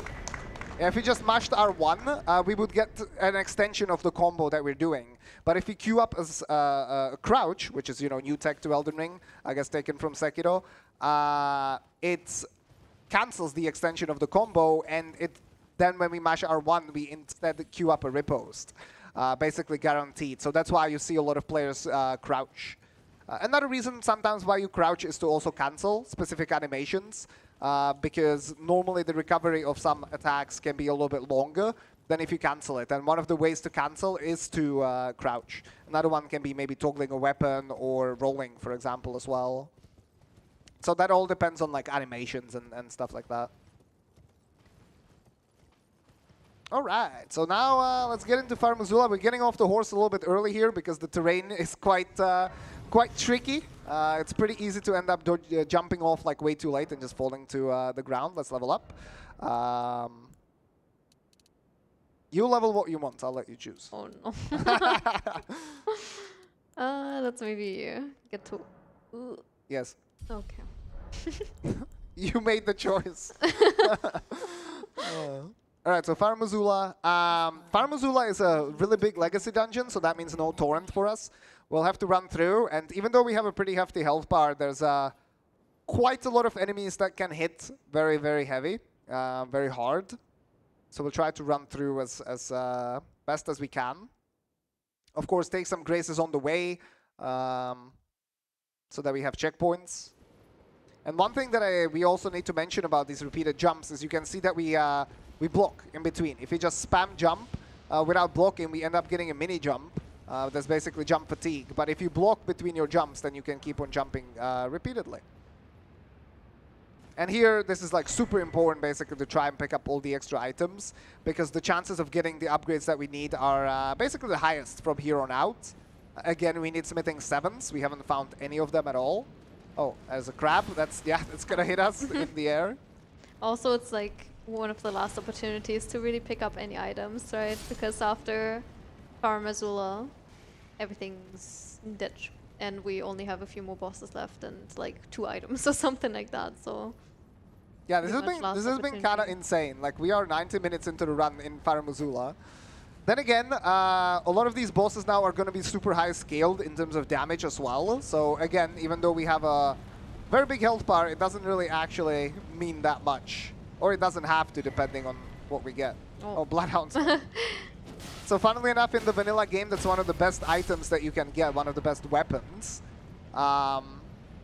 Because it's a somber weapon, you can get it really early, it has a good Ash of War, it has innate bleed in it. So that means extra status effect, right? Bleed deals percentage damage, so it can be very, very powerful. And then, in the end, you can also put greases on it. It's like the only somber smithing stone weapon that you can put greases on. Let's go. So that that way you can get even more status effects or more damage depending on what kind of a setup you are running. And you can get it basically right at the start of the game. So in a lot of non-randomized runs, that will be the weapon of choice.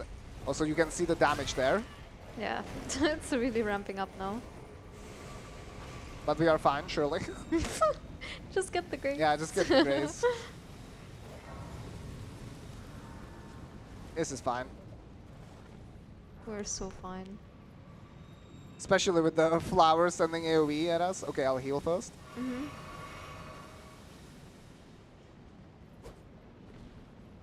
Another cool little tech that you might notice us doing is attacking mid-air. That's because when you are in combat and you land, the landing animation consumes a lot of stamina. However, if you attack in the air and then land, it only consumes the stamina for the attack. It doesn't actually consume any stamina when you land. So you can see that with this weapon type, doing a jump attack doesn't consume stamina basically like almost at all. If you look in the top left, it's basically nothing. But landing would consume like maybe 50%. So it's a huge thing to do. Still no upgrades, though. Still no upgrades. Let's get FFP Flask. There we go. So we can do more square offs, potentially.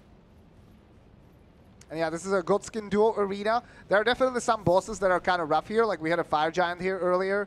And that was not fun because the arena isn't really suitable to his size. So we'll see what we end up getting hit with, actually. Yeah. And it's Malenia. Malenia! Oh my god. Aww. Ain't no way. So Malenia, despite her appearance,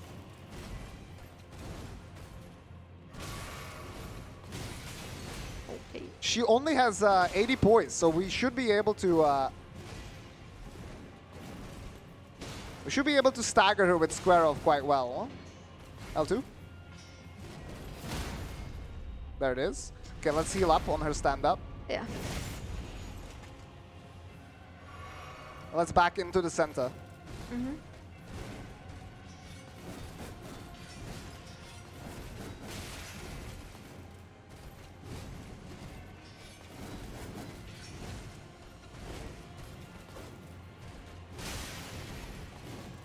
L2.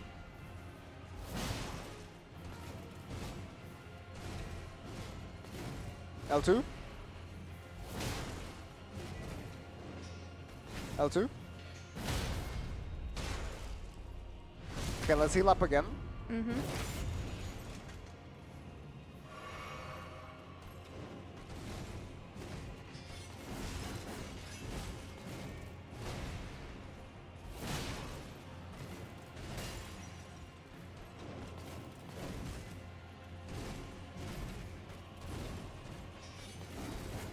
Back. Just that's fine. But usually we want to roll back there. I haven't fought her in like 5 billion Neither years. of us, yeah. With the DLC release, DLC bosses are on top of the mines. Yeah. Here we can punish nicely. L2. Back.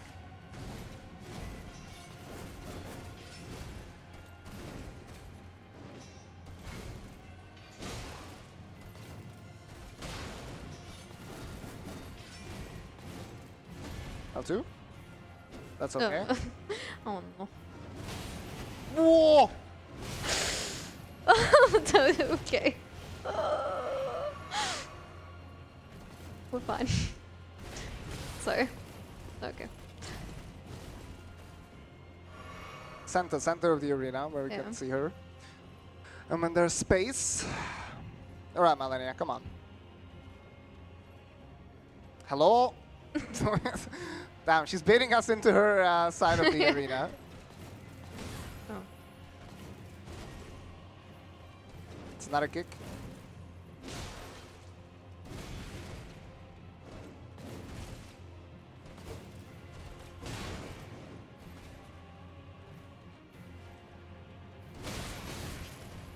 Well, that was not great. We are not making this fight. There's no way.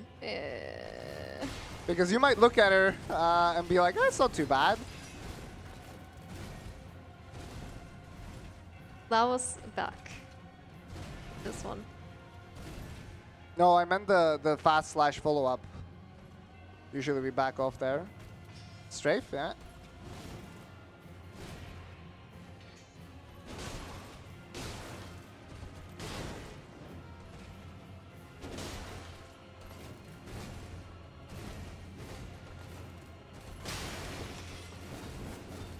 Yeah, like that.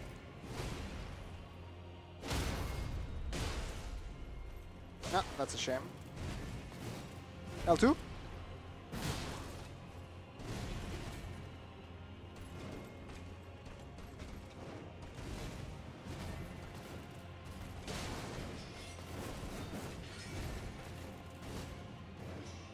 L2?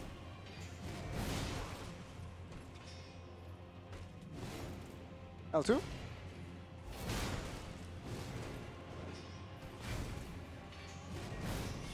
No.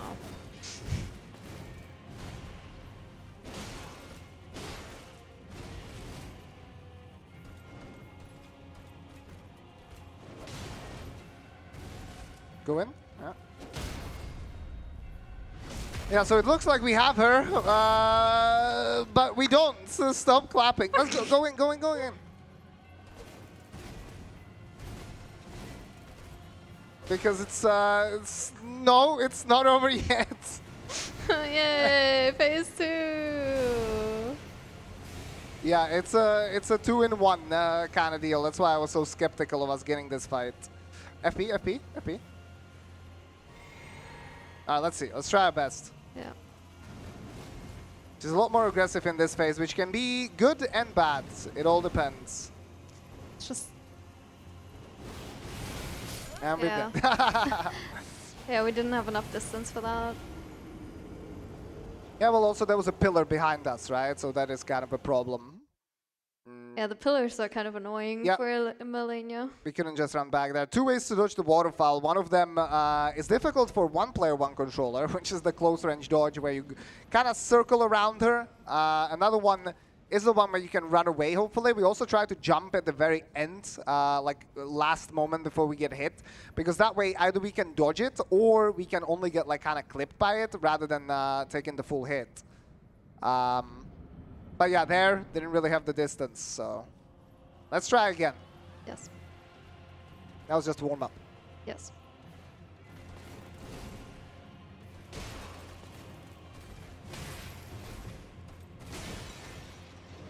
L2.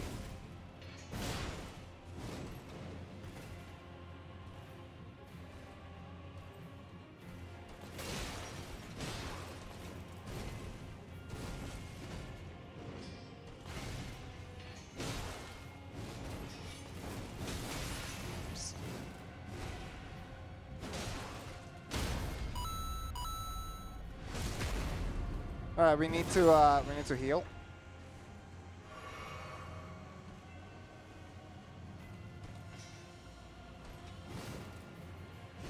Nice.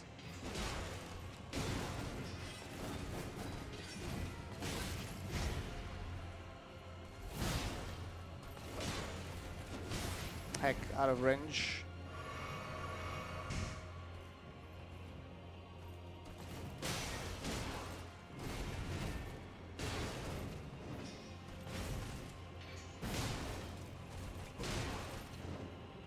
Yeah. Well, we survived, but Need something.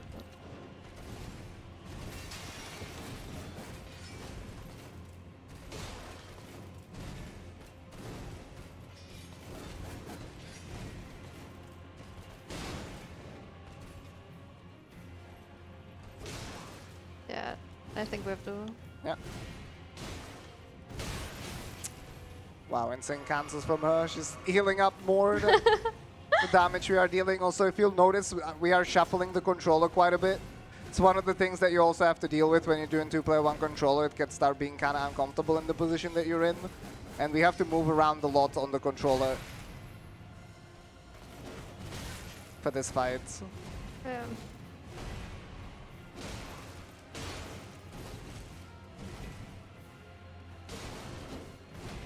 I'm gonna say GG go again, yeah, with this attempt. That was not very good. She held like so much this attempt because we ended up getting hit all the time. Oh my god, this is gonna be rough. I think it'll be fine. Just Yes. kinda need to get the rhythm. We also need to use square off more because our regular damage is really bad. Yeah. Yeah, I think it's just a little bit of rustiness because we both have been also playing DLC. But yeah, we'll see. We'll see. We'll see.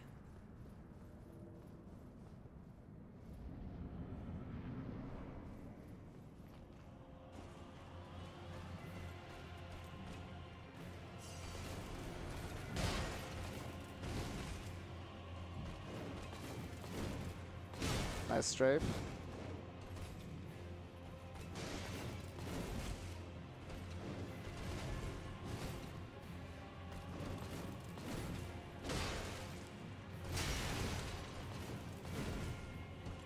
These pillars. Scrap now. Should have done an That was R2, yeah, would have been enough range. slow.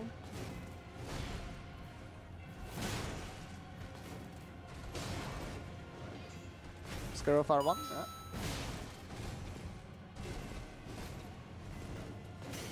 Oh, good.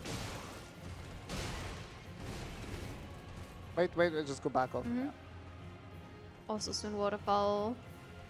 Probably. Maybe let's play a little safer once she gets to the threshold.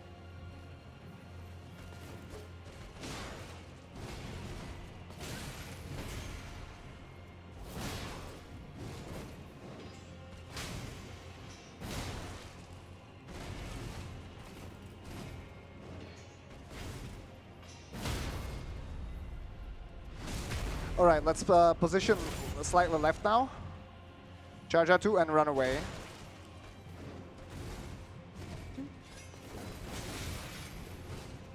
Heal.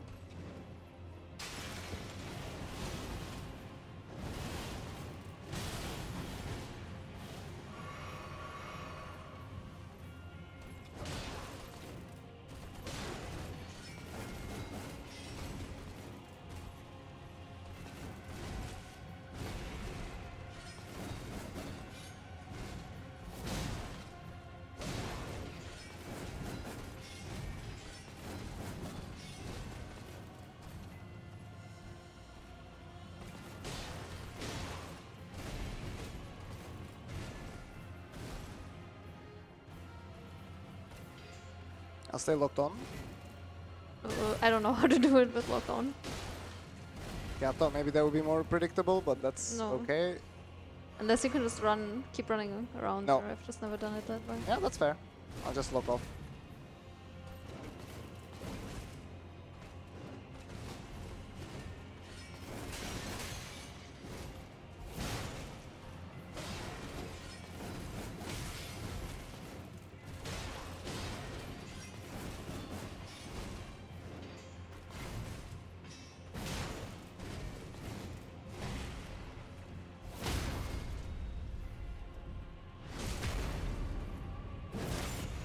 L2.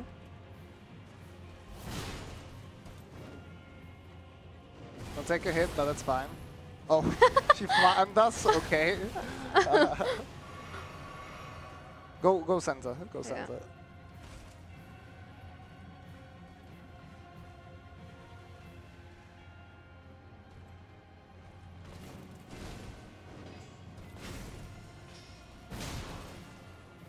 No more sparrow.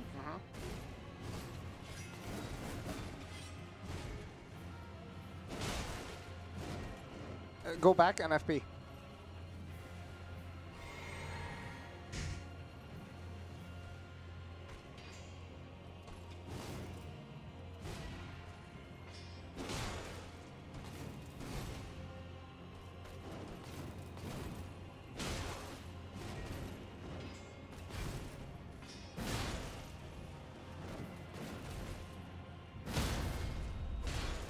Center.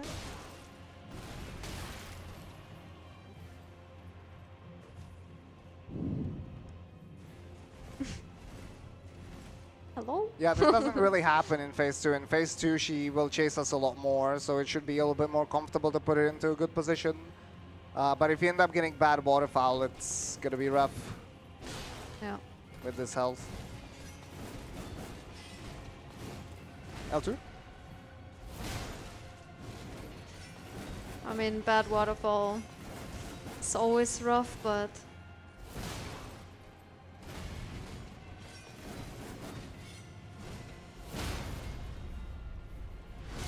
Alright, go behind her. Do the circle around her, then we'll charge R2 to finish. There we go.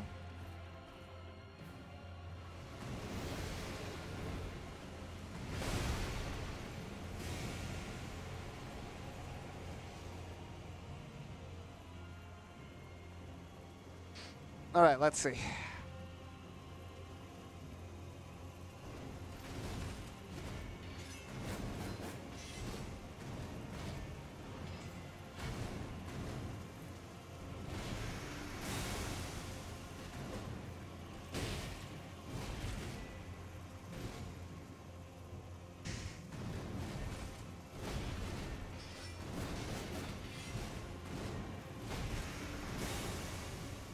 L2.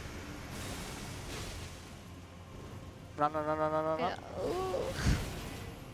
She flattened us Flattened us again. Oh no.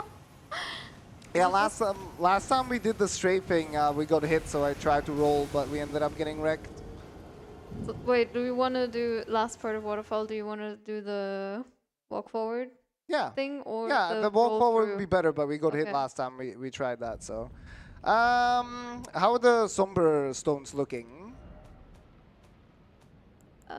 1, 2, 4, 7, 8. Did we have we a can 3? we Yeah, can I get a think 3, so. yeah, but we don't have a 5 and 6. Getting +8 alabaster would probably be stronger than what we have right now. Let's check the maiden husks. Because this might be a good time to adjust the strategy a little bit. Malenia turning out to be a little bit more difficult than we expected. Good thing that we're so ahead of estimates. Just want to quickly point out we are about $200 away from $20,000 raised. So what a good way to end day 4. Get those last second donations in. Go on. Okay. Nothing here. Nothing on Calais.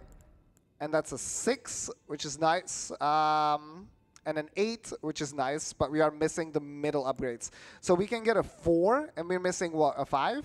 3, no? Uh, I didn't see a 3. Well, oh yeah. I guess we don't have the bell bearing then. Check the bell bearings again.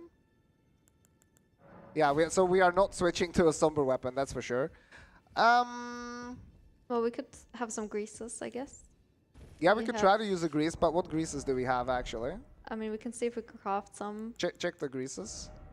So we have a rod grease. We're not really gonna rot Malenia. Can we craft something? That's a good question as well.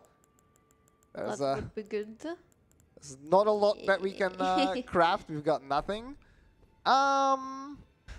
So we could try to kill, I suppose, whatever replaced Commander Neol. That should give us... check the Sombers again. 1, 2. Okay, so we're missing a 3. Okay, that's 3 and 5. Yeah, well, we could get 5 and 6 from... we could get 5 and 6 from killing whoever replaced Neol, I suppose, right? Because that would give us a bell bearing. So we can try to do that. Let's see what we get there. Yeah. So L1, Foot of the Forge. How would we... Where could the non... Like, we need 7 and 8 for the non... Like, for our longsword or whatever. Mm-hmm. Broadsword, yeah. 2 hands. Which bell bearing? Like, where would that be? Well, 7 and 8, we could loot around the mountaintops a little bit more, or Farum Azula, of course, as well. No, I mean, like, the bell bearing. Oh, the bell bearing? Yeah, the bell bearing is somewhere in Farum Azula. I see. So that could be like Placido Sax or something. Mm-hmm. I suppose we can try to skip, actually. So there's a cool skip here to get to Castle Soul. Let's see if we can do it. Let's do a lineup. How did you do the lineup? Okay, so basically, you go... Where the hell is the tree?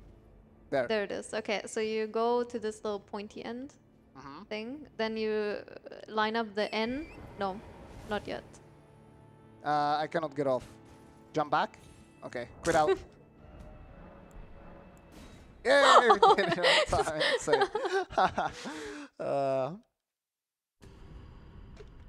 Yeah! Quit out. Speedrun tech. So quit out actually got worse on last patch as well because they introduced more menu delay. It's pretty awful. Okay, be prepared to hold up. Very nice. Okay, let's do it again. Alright, so go on this pointy thing. Then the compass. Do N with the tree. Yes. End with the tree? Yes, like that. this? And then now torrent. Okay. And then just double jump forward. Heck. Oops. Yeah, you need to give me like a countdown or something because there's not that much space to actually go off of. What we could also try to do is line it up and then backstep maybe to have a little bit more space to jump off of from. All right, be ready? Okay. Let's see if that works because it could mess up with the trajectory, but it could also potentially work. Well, line up first. Okay. Yeah. I mean, no. Yeah, no. I'm trying. It's hard to make such small adjustments. There we go. That's good, Okay. no? Yeah. Okay, let's backstep. Okay, Yeah, that messes with it completely. Whatever. I mean. Let's try one more time. Can you just give me a... Go to the pointy bit. I mean, we're here. It's fine. Okay. I'll trust you. Yeah, that looks good. Okay. 3, 2, 1. Let's go. No. Okay, just warp. That's fine. Wait, what? What? Oh, there's a spirit spot Oh, it's one of the mod editions. That's insane. Damn, Matt's actually saving us from... So that was all intended. It was a full damage cancel, actually. I found it myself. It's making up for the spoiler earlier about the wind spring, you know? That's funny. Okay, let's see what boss we end up having here. Well, it's Margit. That's fine. We can deal with that. So the bell bearing should either be here, L2, or it should be in the key item behind him, L2.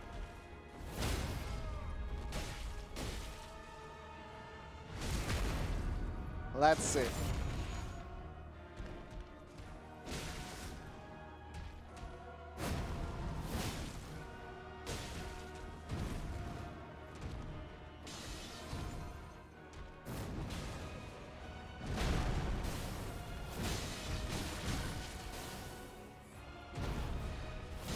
So Margit is another one of those bosses, you know, it's a clone of Morgott essentially in the early game. And let's do the... Okay, never mind. And he also has 80 points, so as you can see, Square Off is heavily effective against them. Yeah, you can do like a little nice loop there with Square Off, but we are not able to pull it off.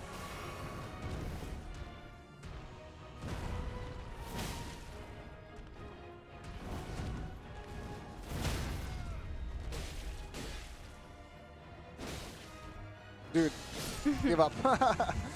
Alright, so that's a detour Margit. Let's see what he gives us. It's a golden seed, alright.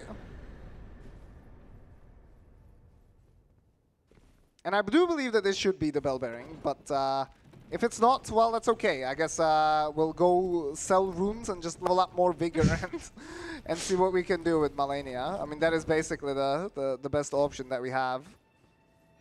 Okay, so it's have extra medallion. So let's go to round table hold. Let's see if we have something that we can do potentially. So somber weapon, not really a thing. The only thing we can kind of do, we cannot even go further in Farum Azula.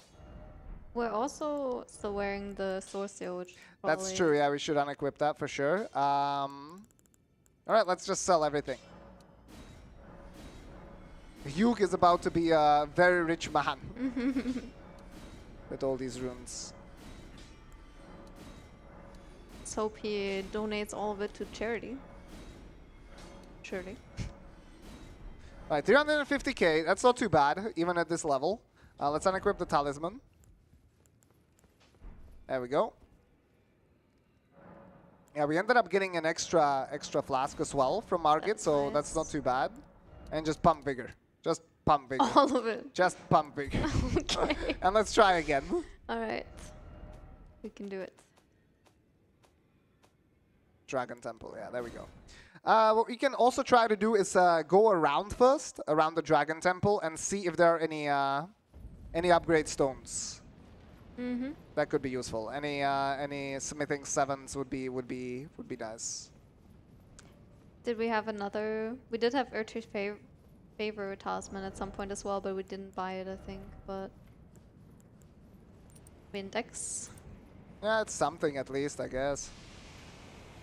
Hello, that's Land Squirts, that's the name of that enemy. And this guy as well, just a smaller one.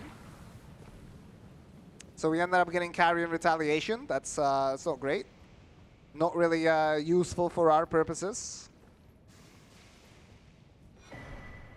More money.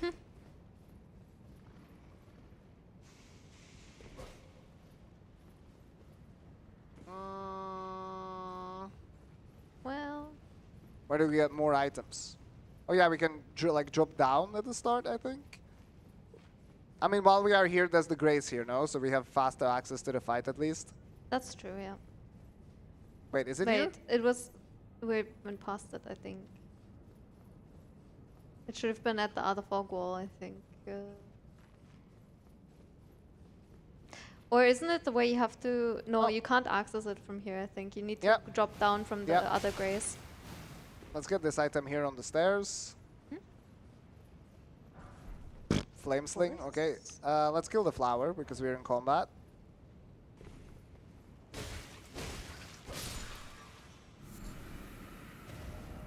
Let's drop down here, backwards. There's a couple of item pickups there, I think, and then the grace as well. Uh-oh. That was a nice drop. Well, need the little jump there.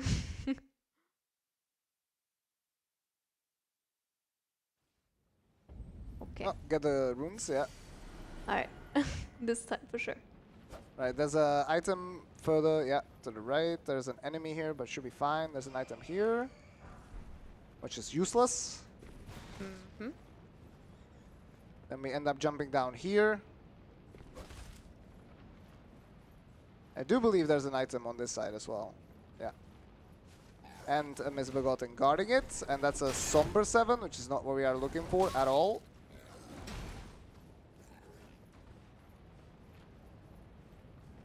Yeah, it's one of those things like having a Somber weapon, even +7, would probably deal more damage than what we are dealing with now. Even though Square Off is really good against Malenia, it's hard to coordinate everything correctly. Like, obviously, a lot of people struggle with that boss solo, let alone 2-player 1 controller. Is that an item here? Yeah. Yes, Not, but it's not something that we want. purple, so... Oh. Oh, that guy's gone. Bamboozled. Alright, well, this time we have an extra flask, so that's nice. And That's gonna make all the difference. yeah, let's try and hope that we, once we get like a Square Off rolling, if we at the start we get a stagger and get some good RNG follow-ups, we should be able to do this. But of course, it all depends on our focus, our coordination, and also a little bit on the pattern. Yeah. Naturally.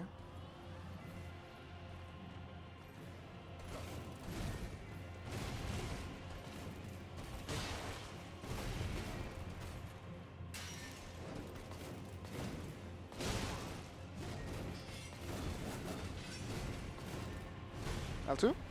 Never mind, that's fine.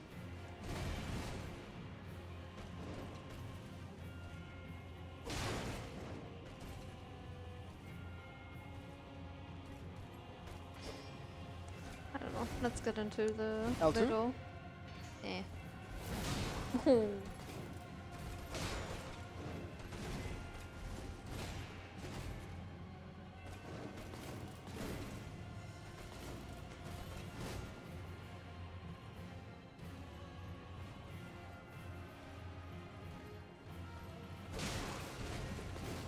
L2.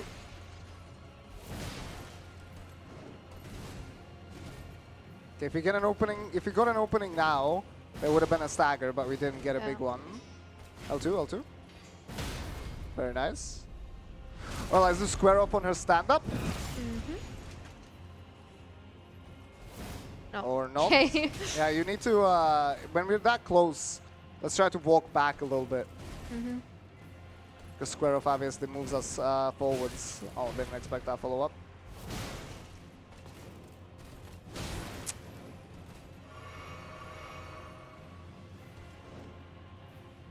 Alright.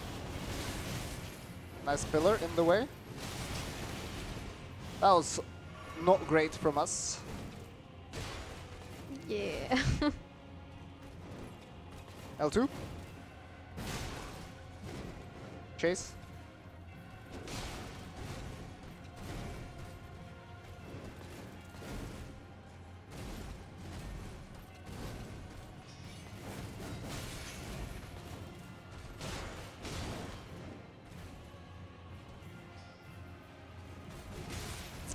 L2? Never mind.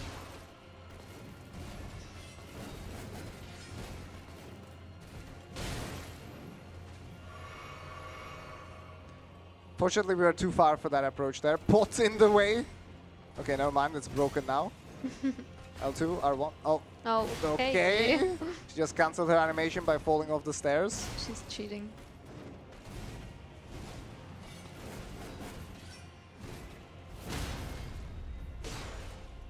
Okay, we cannot do an R1 there.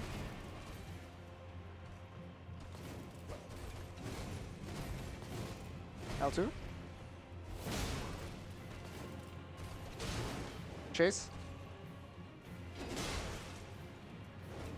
L2.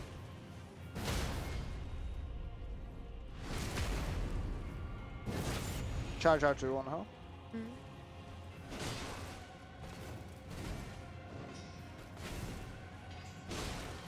You don't have FP, so no Square Off.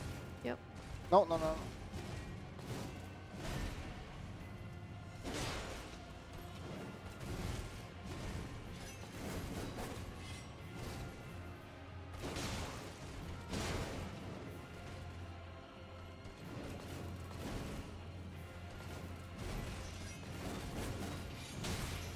I misread that one. Not enough range on the weapon to interrupt. FP, FP, FP.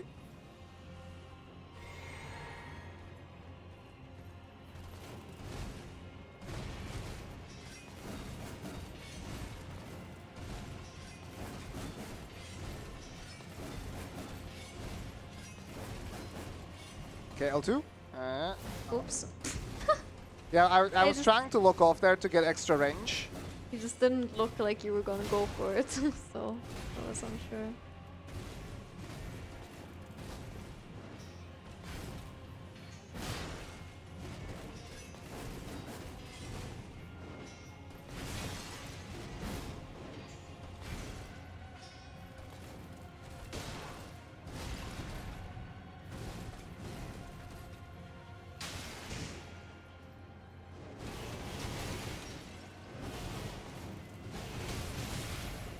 Yeah, I need to I go just don't. a little bit earlier backwards. Okay, I'll try.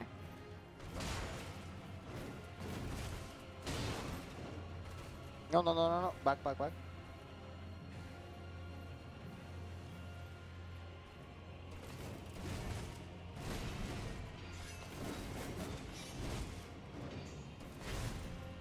Oh god. This arena L2? is so mean for this fight.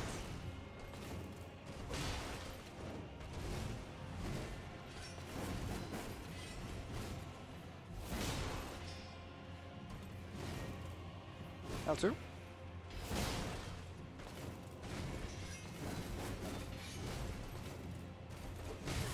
Yeah. Short sword.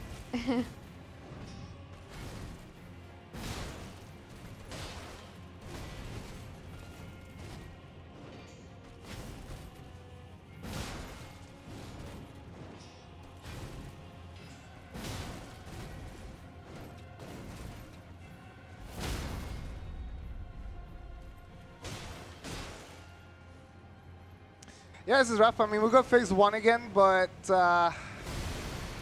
Oops.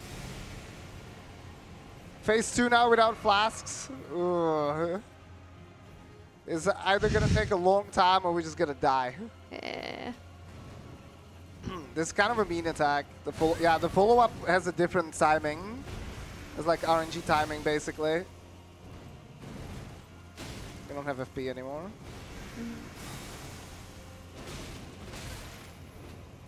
Yeah, I think probably gotta go next.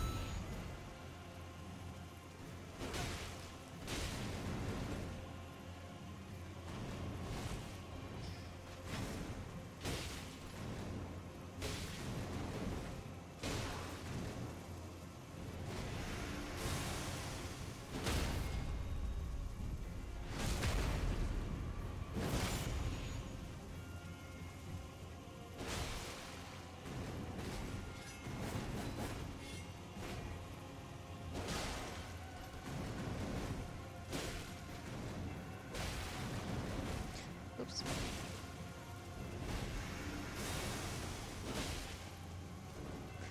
Ugh, That that's so mean! yeah, that's unlucky. With that health bar, getting waterfowl there, that's rough, that's rough. Okay, but we can do it. Just gotta lock in. Yeah, you sure? I don't know. I mean, the phase 2 was not too bad because of the extra aggression. We just gotta kind of get through the first one. Yeah, I gotta get through the first one with like at least 1 or 2 more flasks left, and then we'll be fine. Yeah. Surely. Yeah. Yeah, also unlucky that we haven't really found, a little bit unlucky that we haven't found anything for the physic. Mm.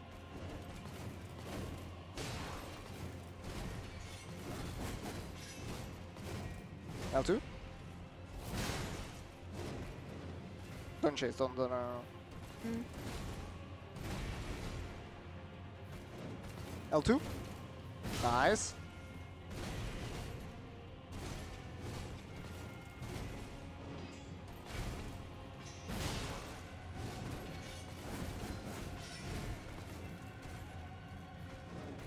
L2?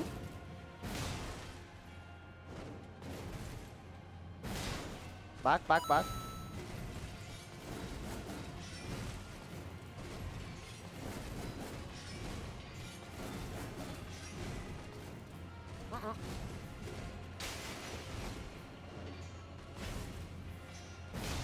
Back, back, back, back. Let's just be patient. Yes. L2. Very nice.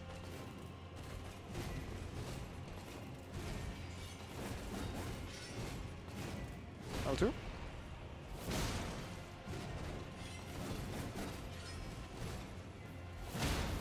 Very good. Okay, now we gotta be careful about water. Foul. Yeah, run away.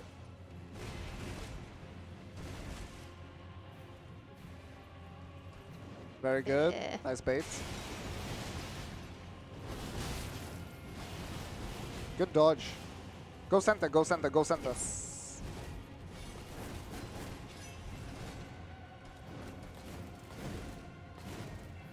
L2. Ah, very nice.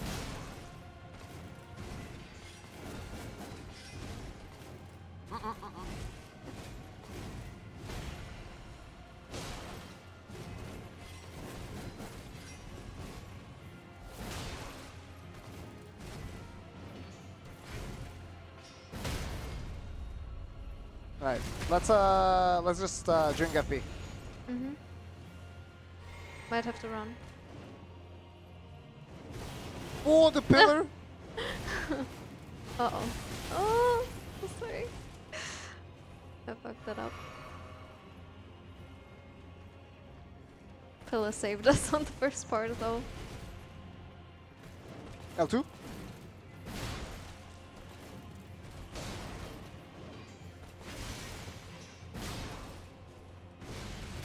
Chase, chase, chase, chase. Never mind, too late.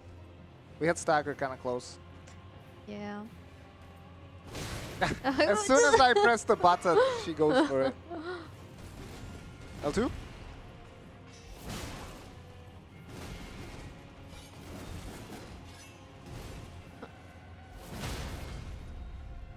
That's nice. Walk back slightly, and then L2. Run away. That's okay. L2? Never mind, it's fine. L2? Never mind. No, okay. that's not. That's Okay. good.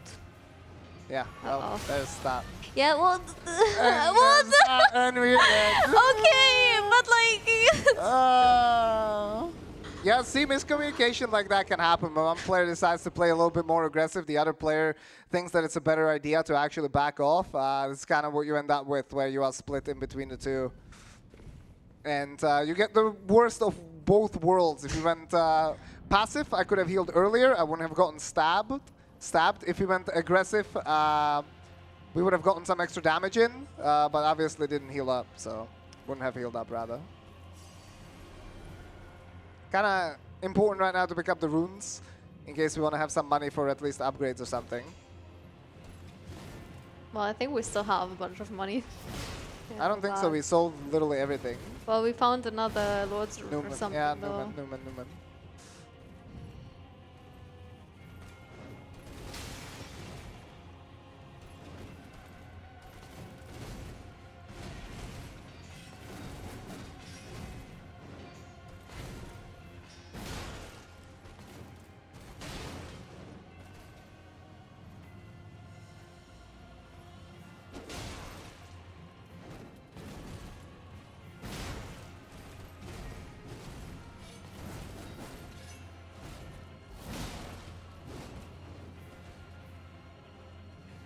Okay, we are again getting closer to Farum range, so we will be a little bit careful.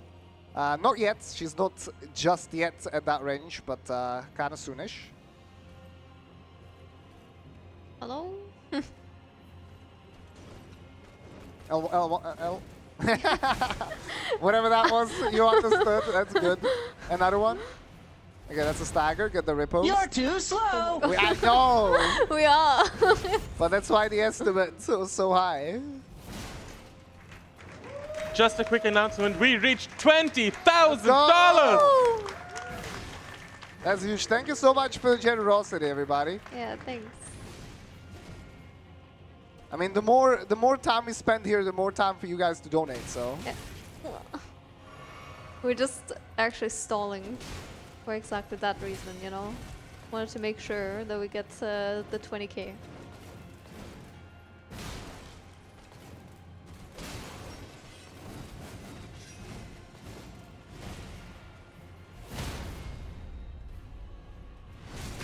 Okay, I strongly feel waterfall. Run away. Damn. What a strong feeling. Yeah, sorry.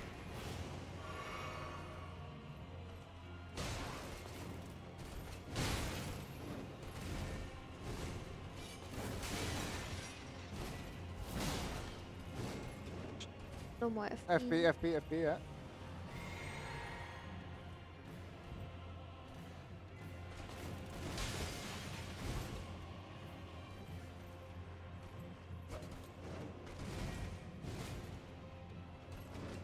L2.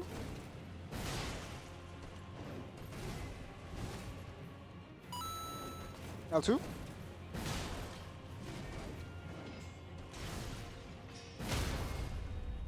Good. Flask situation's looking alright. Back a little bit. L2. Run away. Okay. No. L2 again.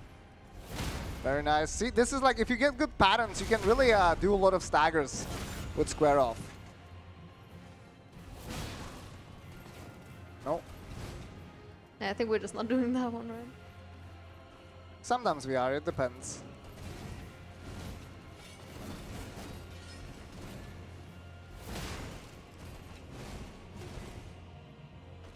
L2.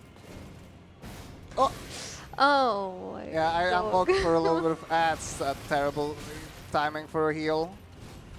I unlocked to get a little bit of extra range here. Pup didn't expect it, so we missed completely. It's not one of those things that you kind of do automatically even without thinking. And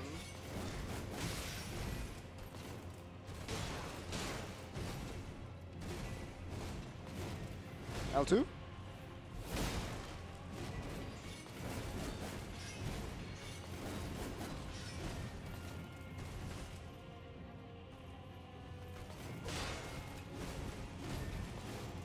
L2.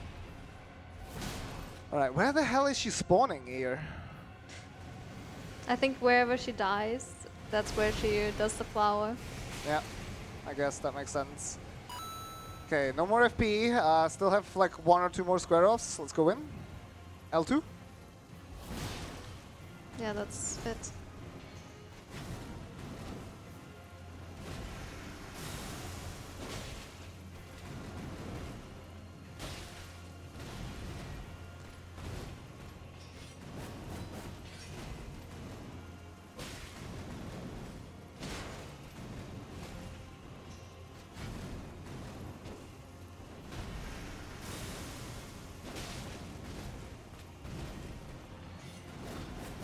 Let's get to the middle of the arena, if we can.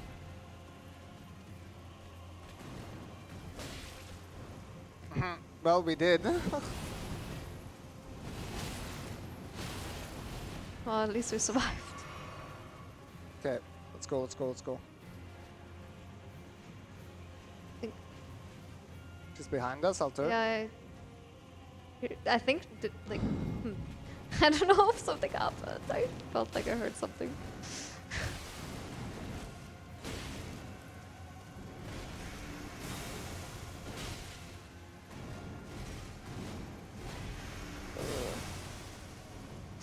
Oh, she's so mean.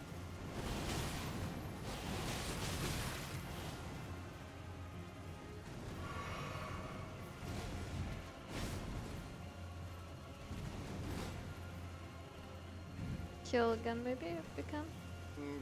Yeah, there we go. Pillar blocking her. Oh, Uh-oh. bones.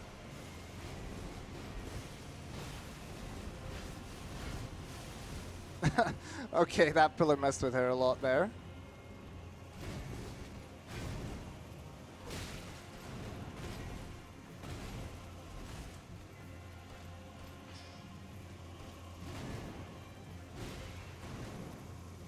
No L2, we don't have Yeah, FP. so did it automatically.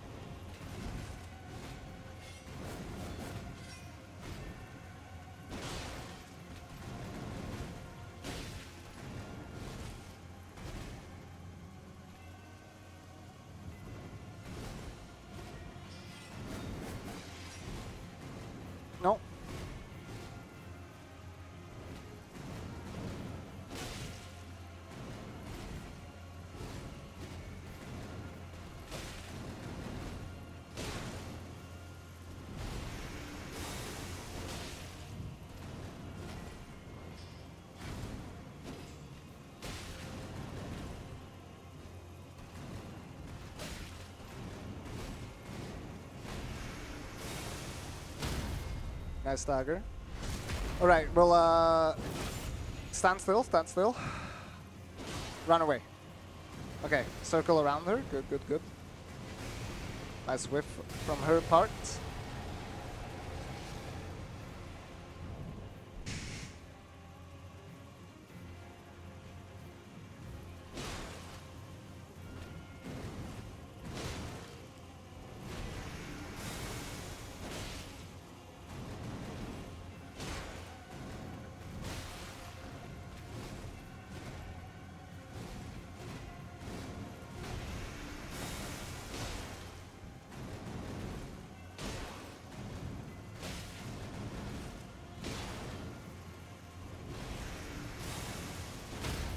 Nice dagger. Alright, try to reposition that way. And run into the center. Yeah.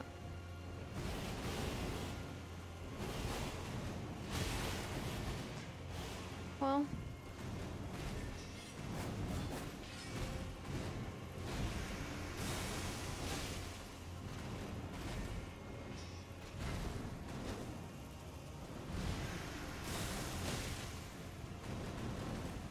Listen.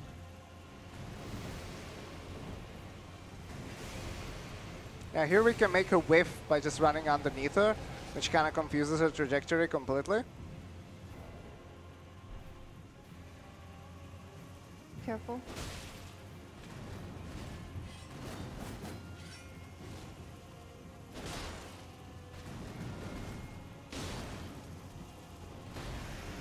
Uh-oh. Oh my god. Nice dodge.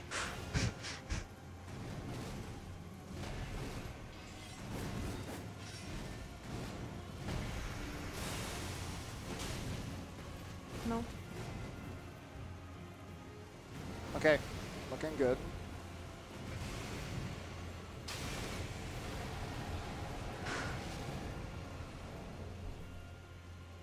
Go.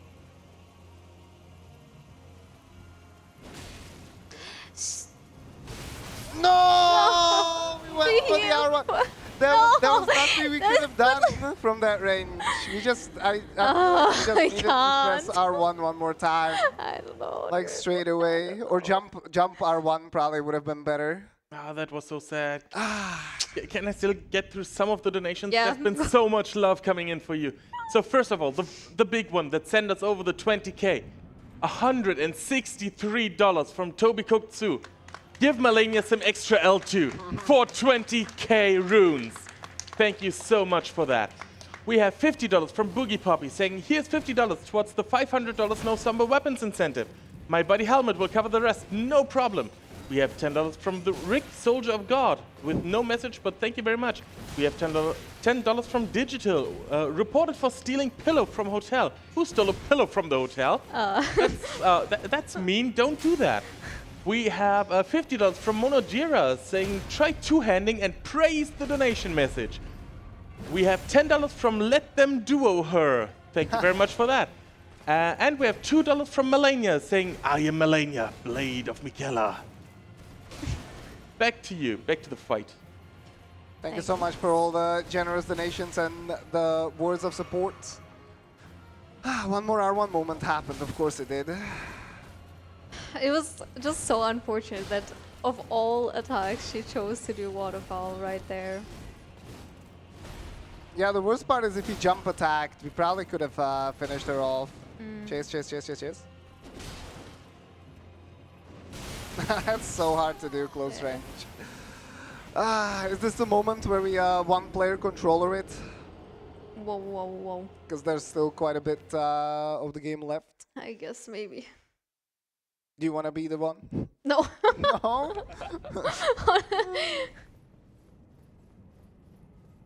I mean, I have to go to the bathroom anyway, so, you know, like, I didn't see anything. Okay, sounds good. Well, how do I play this game with my left hand, guys? Can anyone help me? It's so rough, that R1 moment. Oh well. Malenia is probably one of the most complex fights that we can encounter in 2+1 controller, for sure.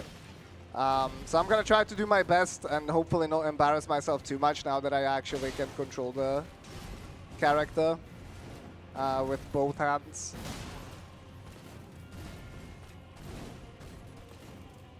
Again, the most important thing here is to try and get square offs. 2 of them in quick succession will stagger her. So that's kind of what we are hoping for in terms of the pattern. I'll be able to get one here.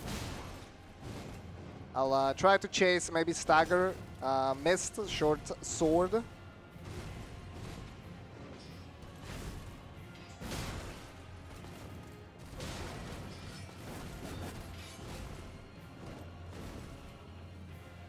There's also some cool crouch strats you can do on Malenia. There's some strats that also involve just locking on and locking off, and that's like way more difficult to do when you are playing 2-player 1 controller, because yeah, the synchronization would have to be kind of insane.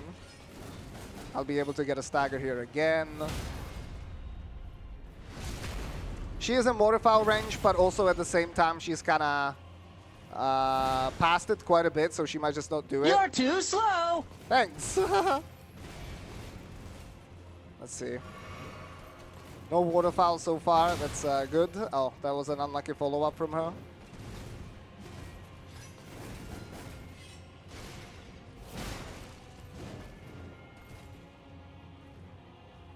I'll play it safe simply because the edge of the arena is there, and yeah, because of that.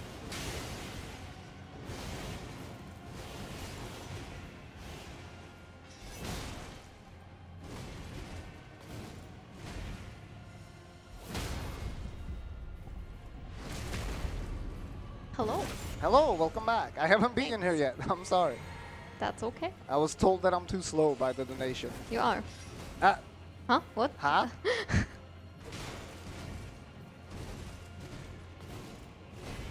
How embarrassing is it gonna be when I die? Just don't die.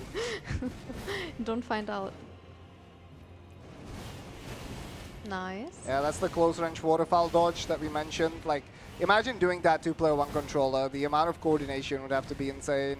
It's Yeah. also made easier if you're light rolling, which we are not, because then we'll take way more damage. I mean, honestly, like, if this is not the run, we could just do it again. Just do light roll. Play 1 controller. Yeah? I mean, on Malenia, there's kind of no reason to not light roll because she usually does an insane amount of damage, so even armor won't save you that much. And light roll really makes a lot of her attacks just so much easier to dodge. And I think both of us have been fighting her a lot on light roll, mostly.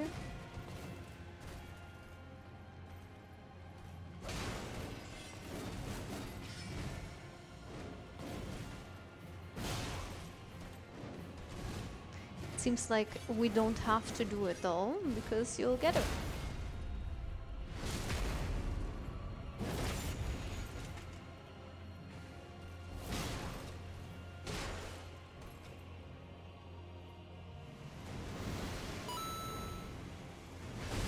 Oh. that was really insane, unfortunate. yeah. Stupid pillar.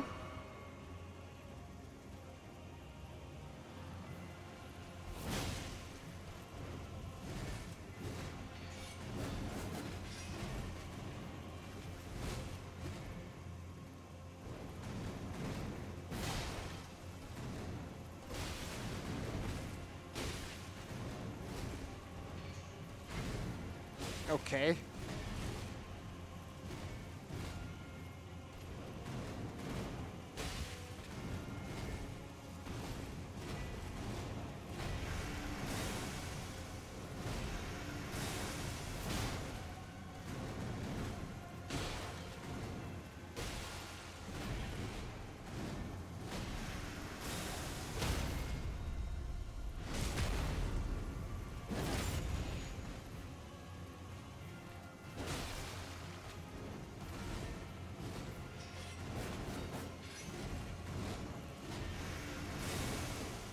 Yeah, like for example, this strafe strat that I do there, that's like basically, like it's very difficult to do 2-player 1 controller. Yeah. I mean, Malenia, I would say, is one of the hardest fights to do 2x1 controller, just because she is very direction. I don't know. Like, everything is important for her, right? Like, the direction you roll, when you roll, and that is the two disconnected hands. And so coordinating that is insanely difficult. Especially then with something like a square of weapon. Very rough.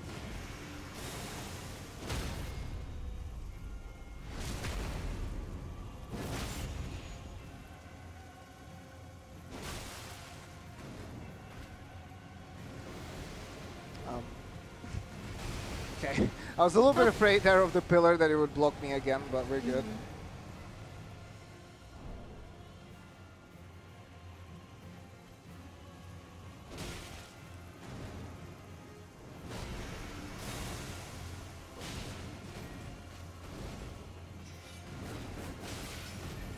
This is not a great place to be. I'll try to bait her back into the center.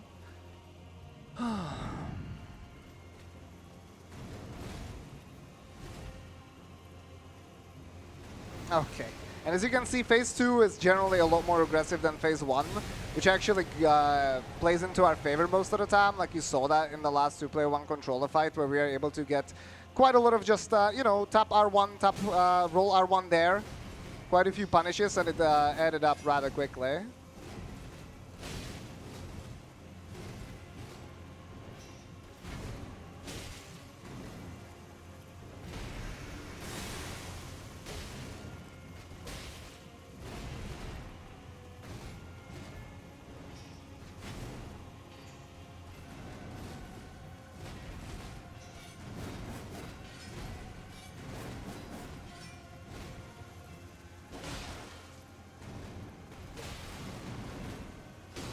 Like there, for example, she likes to do this kick cancel quite a bit.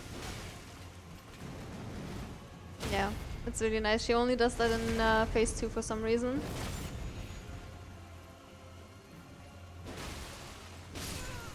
Nice. Right, well, there we go. GG. Thanks for the claps. I'm really sad we didn't manage to get that 1 kill, 2-player-1 controller, but we Yeah. tried really hard. Yeah, pop strength, just pop strength. Yeah, there we go. All right, well, Donations for you? we have one little skip coming up here, just Sure. 1 second. So basically what we're going to try is hit this pillar because there's a randomized enemy underneath us. That will distract it, if that's an enemy that can hit us. And then we jump on these platforms, around. There we go. There's an Altus follower. I have a history with this guy, so just going to go around. He's pushed me off quite a few times by now. Dying to gravity is no fun. And as we progress towards the next skip, this is the perfect time to read something. Wonderful. We have $100 from Nerdy Beach Bum saying, one more R1. We have $40 from Carla saying, love from America to all the runners. Keep up the great work. Thank you very much. We have $5 from Eltharind saying, I am Malenia, Blade of Michaela. And if there's someone who can defeat me, it's Kateri. We have $10 from Zed saying, I imagine having a controller partner must be quite handy. Amazing run so far, Catalystz and Puppery. Let's go get to 20K tonight. And we did, Zed, we did. We have $10 from Stennis saying, L2? $5 from Kasenchu saying, your battle against Malenia is one of the most thrilling I've ever seen on any video games at all. I believe you'll have defeated her already when the host reads this message. Oh. True. So good luck for the rest of the run and bravo. Cheers from Brazil. Thank you everyone for the generous donations going to a great cause, and of course all the words of encouragement and support. It's very much appreciated. We're very happy that you guys are enjoying the run, despite some of the shortcomings that we've had, especially here in Azula. But other than that, you know, I think we've performed all right. So yeah, it makes us very happy that you guys are here watching, donating. And yeah, of course, thanks to ESA for also accepting this wild idea. Randomizer is always a little bit unpredictable, a little bit rough to kind of see how it's going to go. And yeah, we are doing pretty well. We entered Farum Azula in 90 minutes. We are at 2 hours and 30. So that's what I was saying earlier, that sometimes in Farum Azula I can spend quite a lot of time there. So we're looking for these items here because these could be the upgrades that we're looking for to pump up our weapon. But unfortunately, it seems like we are not having much luck with this. So far, at least. There's also going to be a cool skip that we're going to try. We'll try it once. If it doesn't work, we'll go around. It's called bird skip. Normally, this is pretty important to do because this bird bridge that's coming up is insanely rough. There's lightning all over the place. There's a lot of birds that can chase you super far. They deal a lot of damage. They're fast. And this skip allows you to basically bypass all of that. So we'll jump down here first. This is something that you can normally access. It's not the skip part yet, even though I guess it is a little bit of a parkour shortcut, kind of.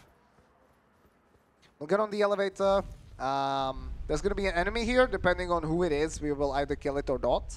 Another cool thing about doing this skip is that there's an item pickup here. So potentially, you know, that could be something. It's a dog. Let's just L2. There we go. Let's pick up the item. That's a rune. That's nice. And yeah, let's see. Nope.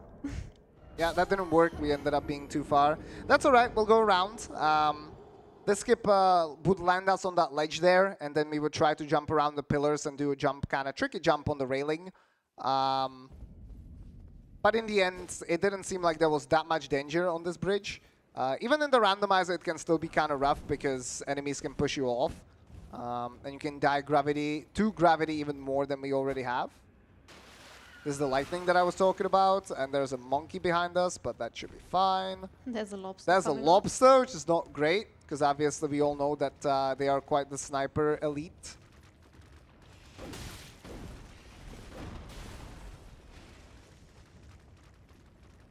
Let's see. So far it's just doing melee attacks. Yeah, there it is. Just keep going and heal. Seems like we somehow might have outranged him, actually. Mm-hmm.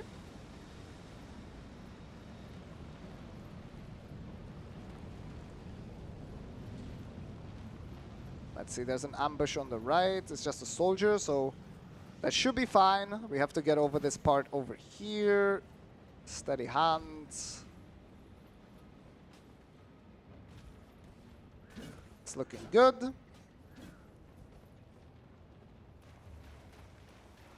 Extra item pickup, I suppose. It's kind of nice.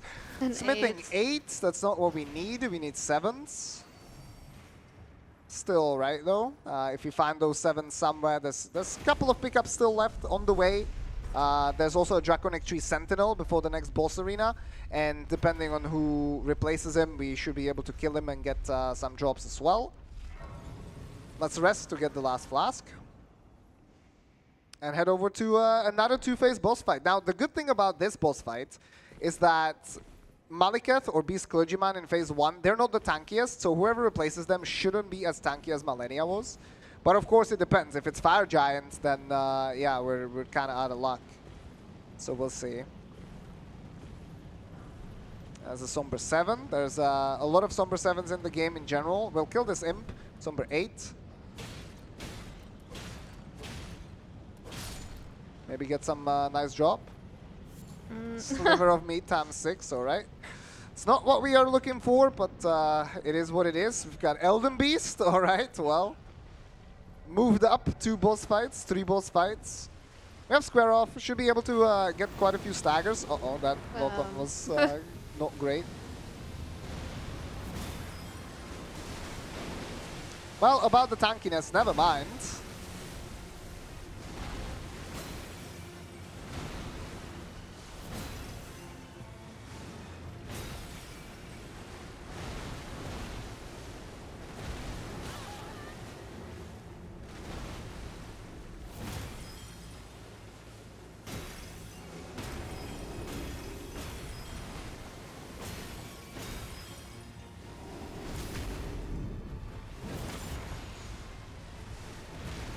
L2.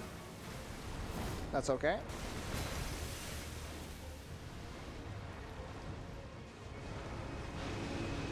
So this is the circle attack. We have to jump over this one. Obviously, the latest... That took a while. The latest patch added torrents to the Elden Beast fight at the end of the game. We are not in that arena. So that means no torrent for us, but honestly, in a lot of times, in a lot of scenarios, torrent is not actually that great. Especially if Elden Beast is doing ranged attacks. L2.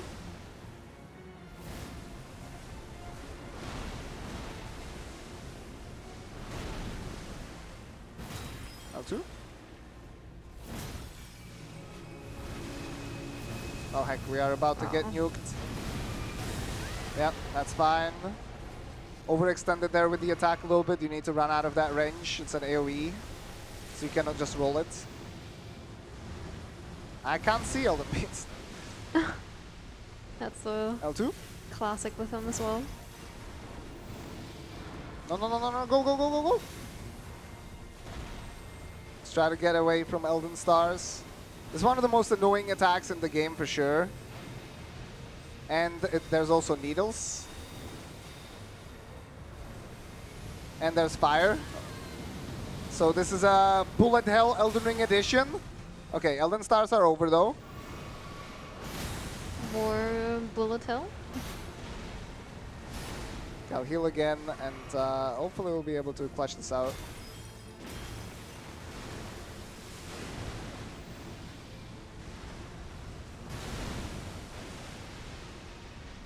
L2.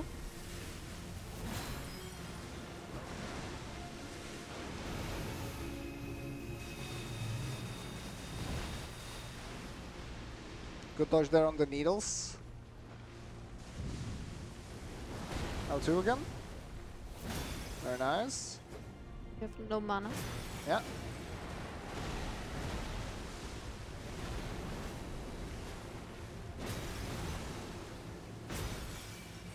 Stagger, come on. Ah. Okay, we can still get the stagger here though. Let's not get pushed off. And we got pushed off! And something, I don't know what staggered Elden Beast actually. Oh, I know what happened. So that's kind of insane. So we didn't really get to see much, unfortunately. But what happened there is, as we started to fall off the arena, we fell on Elden Beast's model, which normally deals a little bit of poise and like 3 damage or something. And that's actually what ended up staggering Elden Beast there. So that's kind of ridiculous. We basically needed to like spit at it and it would have staggered.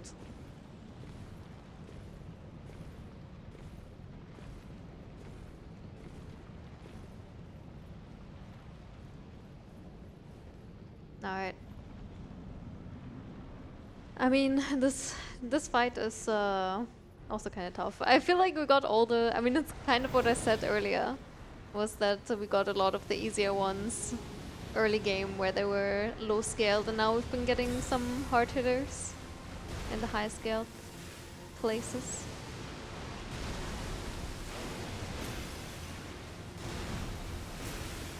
L2?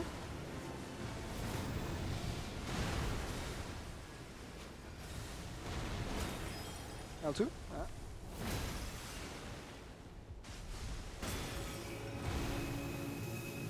I think we're stuck on a leg.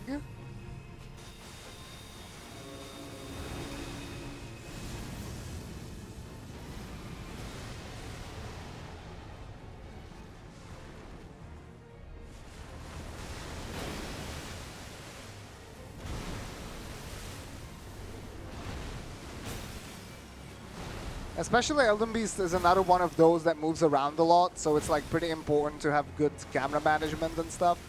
And that becomes excessively difficult, especially because as I'm moving the camera, I know what I want to do, but Pup doesn't know that, of course.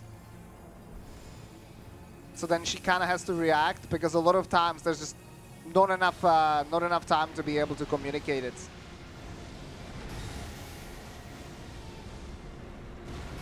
Away, yeah.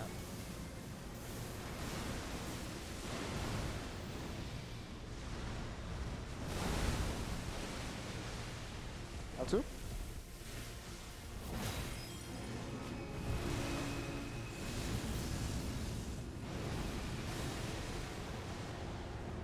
L2?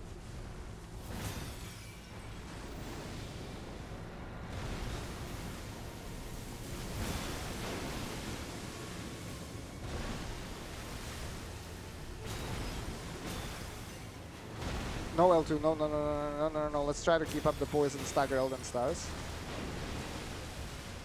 So what we want to try to do is that attack where like a lot of the stars were chasing us. Okay, never mind. We just staggered it with R1. But if we deal enough damage and force it into the triple circle, we might still be able to skip it, which I think we managed to do it here.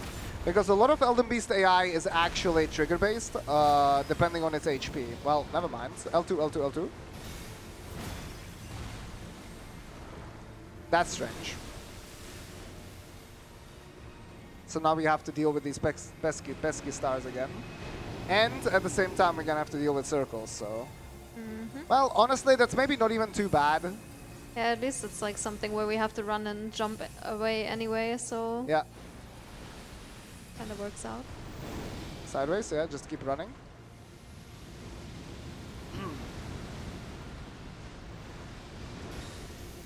Alright, so now we want to re-engage, hopefully. And not fall off again. Soon. Yeah, let's go center, center, center, center, center. Wave of light, amazing. That's like, at that range where we were, that's basically undodgeable anyway. Let's try to go a little bit closer here. I think that's needles. Nope. Side, side, side. No, no, no, no, oh my god. Alright, finally got a good attack there. So sometimes it can be very tricky. Re-engaging L2. Elden Beast is kind of rough. If it starts doing its range stuff, he might be zoning you off quite a lot. L2. No more mana. Just run straight.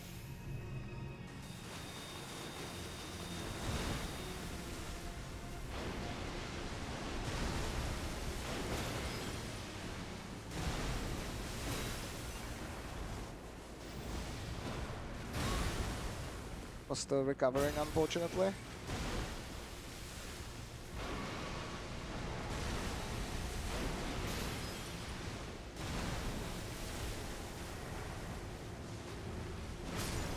Okay, phase 1, still phase 2, double boss fight. Godskin Duo, oh my god. This is such a curse seed here in the late game. We don't have any sleep pots. Even if we did, they would... go, just keep running. They would end up actually respawning one another anyways. Well, wake up each other. Yeah, sorry, yeah, not respawning, yeah. Well, at least we have Square Off. Square Off is really good against Godskin Noble. What we're gonna try to do is zone them kind of away from one another, and then two Square Offs should hopefully stagger Godskin Noble. And so that way we can end up getting riposte, and obviously during riposte you end up getting iframes, and that's really good. But zoning them away from one another can be pretty difficult sometimes.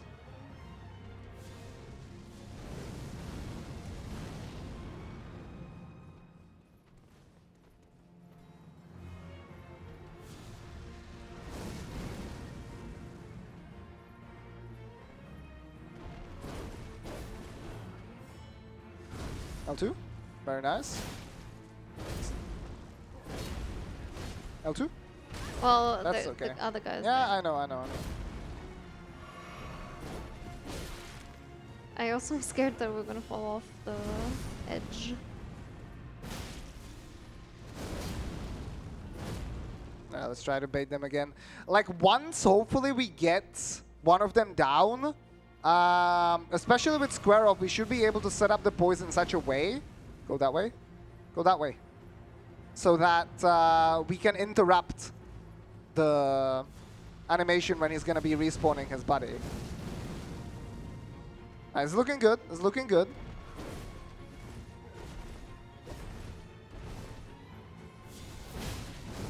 L2 again. Yeah, very good.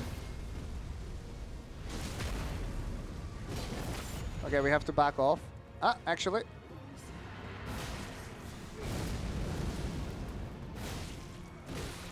That's a mean combo.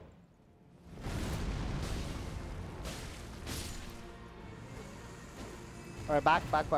Let's heal.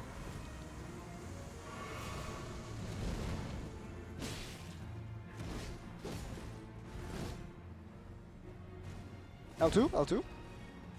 Very good. L2. That's fine.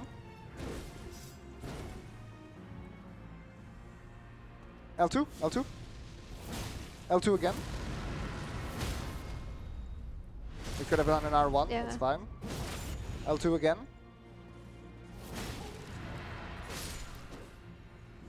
Alright. We don't have a square off anymore. Mm-hmm. Straight behind, very good.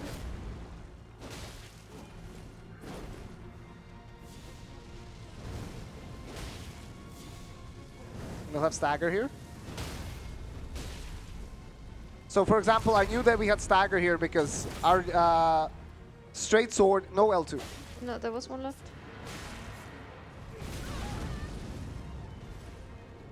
Uh-oh. Try to get him stuck on the pillar, yeah, should be good. I'll heal. Uh-oh. There. Not bad.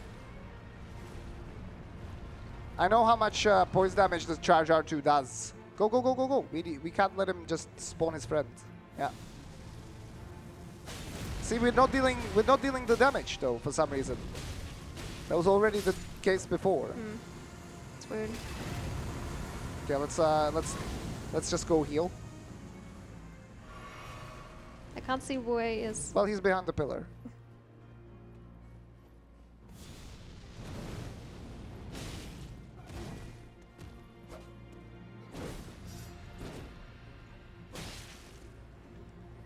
Ah, the pivots. Go in, go in, go in. We got it. Let's go. Boop.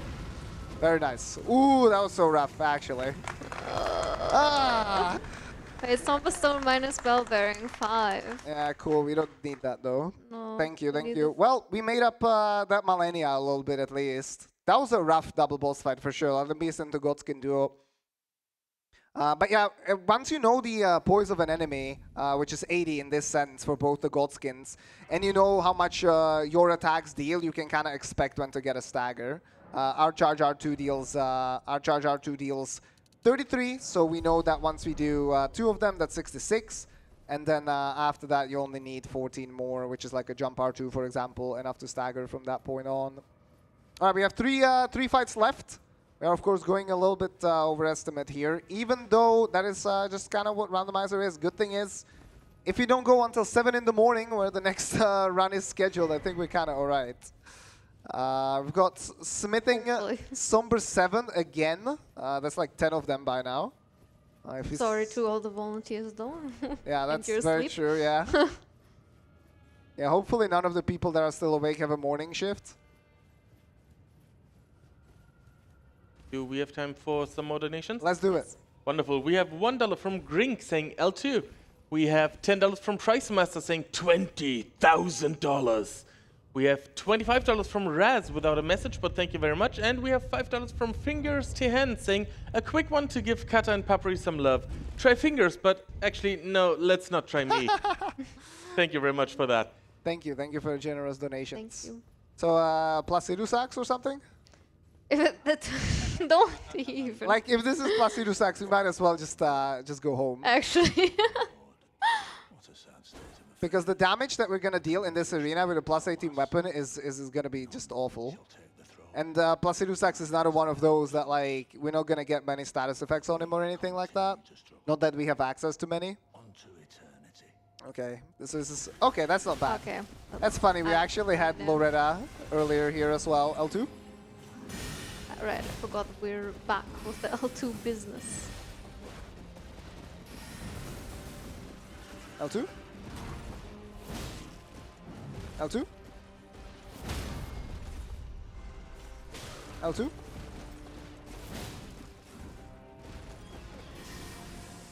L2 again. Yeah. So Loretta is another one of those bosses that has 80 poise. So what we can try to do is get a stagger, and then on the stagger, I just hit it with an R1, so we have enough time to do another L2 R2. And that's 40 poise damage right there, right? And so when we do another square off, that's a stagger already. So now we're gonna do it again. And now we know that the next one is gonna stagger, which means we can also do it when there's no full opening. Because we know that this next hit will most likely stagger. Didn't happen there, because she regained some of her poise. I don't have a square up anymore. FP. Doesn't matter. L2. That's fine, we can tank it. Back off to the side. Let's heal.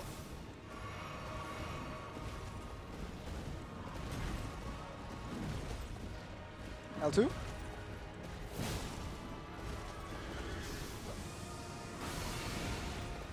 And one more, there we go, okay.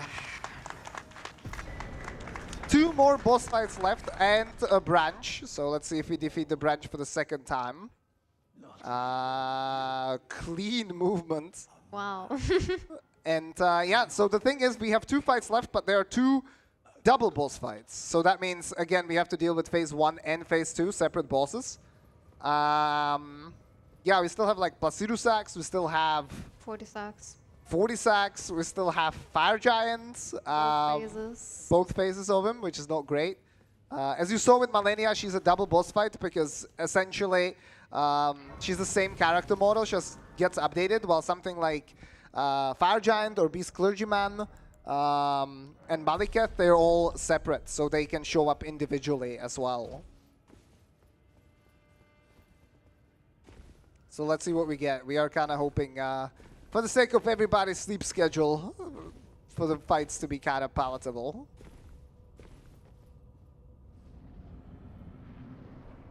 It's Ancestor Spirit. Is it the real one or is it the fake one? It's the fake one.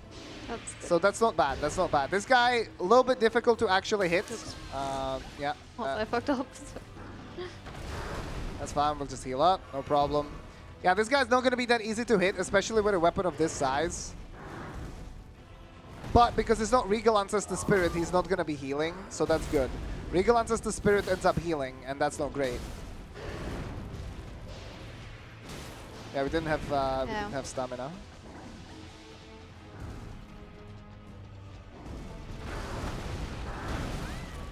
That's my bad. I somehow rolled too early.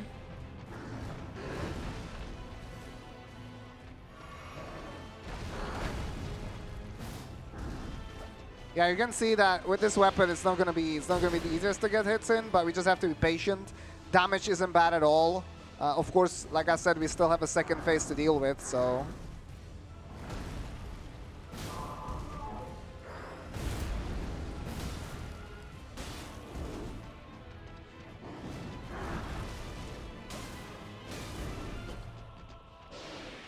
Go in, go in. So somehow hitting more often than I would have expected. Mm-hmm.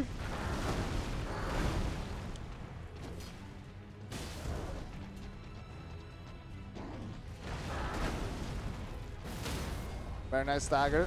L2. There you go, got the riposte as well. Small step forward. L2. Very nice headshot there at the end. All right, phase 1 done. Let's see what we have in the second phase. Godskin Duo. Well, we've got plenty of practice on this guy now. Yeah. That's fine. L2. Never mind. So much for the practice. Just getting wrecked. All right, let's heal up. We've got the flasks to do it.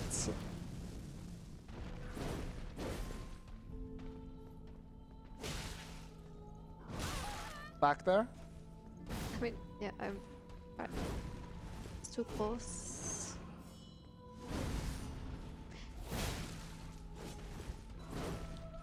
Funny, the boss themes are randomized as well. Yeah, And that's a really nice nice coincidence there. Phase 2 is the original soundtrack of Ancestor Spirit that we just fought. Oh, we're just on two-handed. Let's try to get FP. Yeah.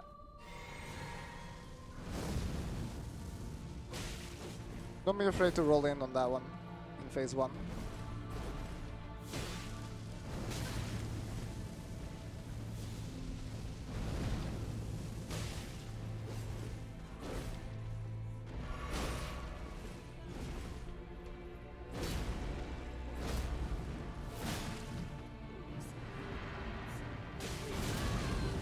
That's okay, the phase transition, okay, we ended up getting the roll anyway. And just run. Need to run diagonal right. Like more up next time. Let's heal up. Second phase is a little bit tricky. Kind of not happy about our flask situation. L2. Straight. L2. Very nice.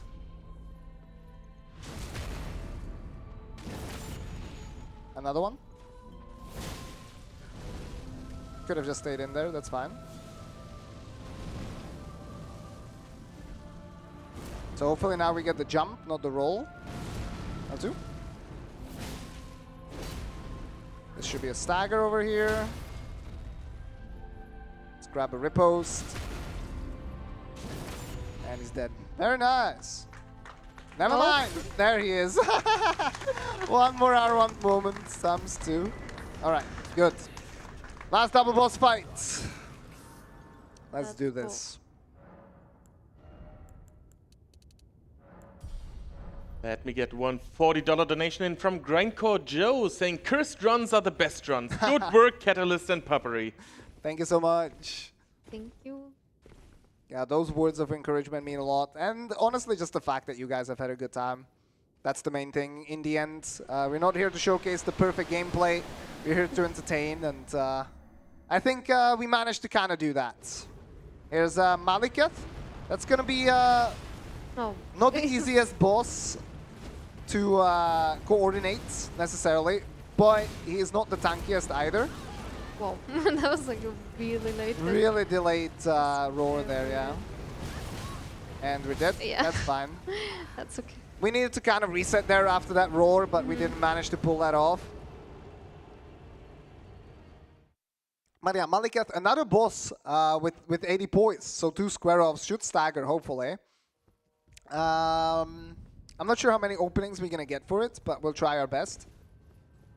Again, like I said, some of these bosses can end up being really tricky at 2-player 1 controller once it kind of goes awry.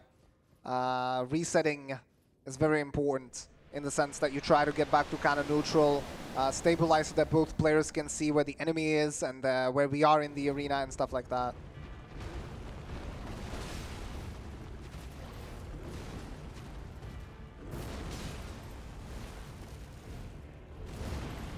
So the good thing about this arena, even though it looks like we can fall off, we can't. Yeah, that was very nice. Especially after the Elden Ring debacle. I mean, debacle. this has been an Elden Ring debacle, yeah. But I meant the Elden Beast. No. I thought we were gonna do one square off. Well, we need to reposition first. But that makes sense, yeah. Well, I was gonna do the square off to reposition, no? Yeah.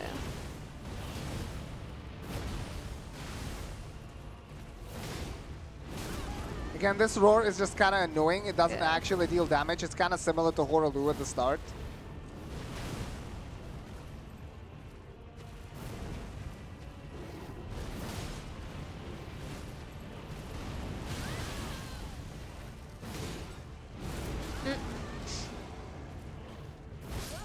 Whoa, that hit us on the ground? Insane, actually. All right, let's try this again. So sometimes this is kind of a tricky situation because when you are standing up from the ground, you can either let your character just wake up normally or you can spam roll to wake up a little bit quicker. However, if you do that, you might end up just rolling into an attack. So sometimes staying on the ground, if you can iframe it, because you have some iframes on the ground, might be a little bit better. But I think what I did there is I just, laid on the ground for a little bit too long. Go backwards here when the fight starts. Okay. We'll outrange the attack and then run in.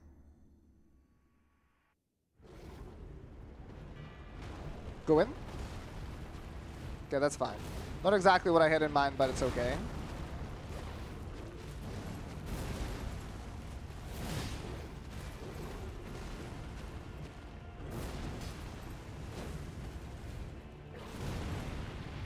Two. He is quite a screamy one.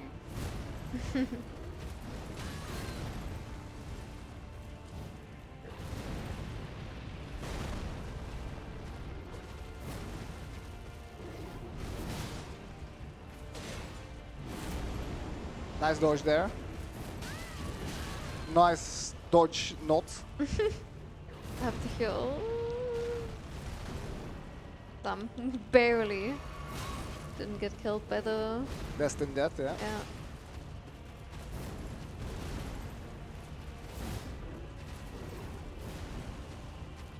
L2.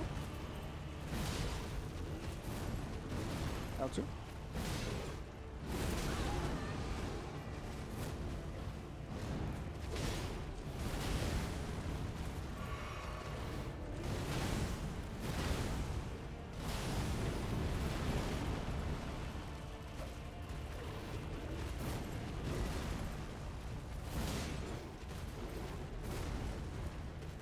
L2 again.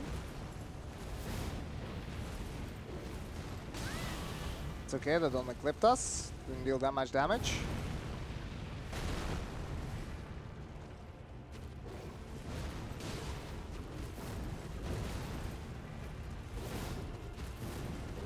He also loves those spins. Yeah, he's quite slippery right now.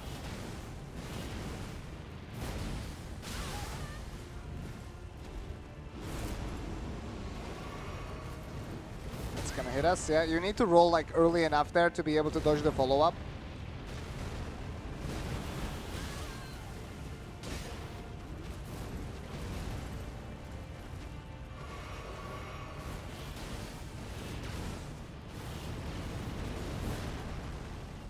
But obviously if you roll too early, you just end up getting hit by the first part of the attack.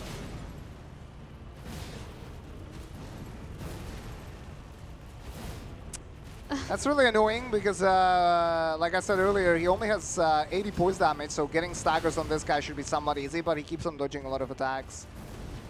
Obviously coordinating those attacks also not the easiest on 2-player 1 controller. Nice dodge there. You don't have... Oh, nice. Okay, let's get the stagger. Sorry, riposte. Then flask. Yeah, we can do flask.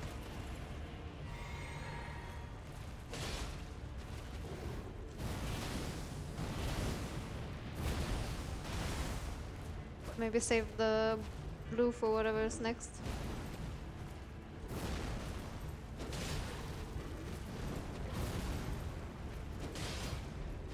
And maybe we'll hit the boss more times that way.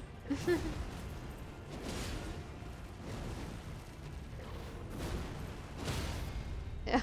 Okay, nice stagger. Okay, phase 1, one more. Let's see. Is it the Placidu Sucks that I have been waiting for? Please. It's Red Wolf! Yay! Oh no. Good start, yeah. There we go. We are about to get wrecked by Red Wolf. Nah. Surely not. Neutral? Never Eight. mind. We'll heal up, no problem. I'm not gonna do that jump right now. I don't know.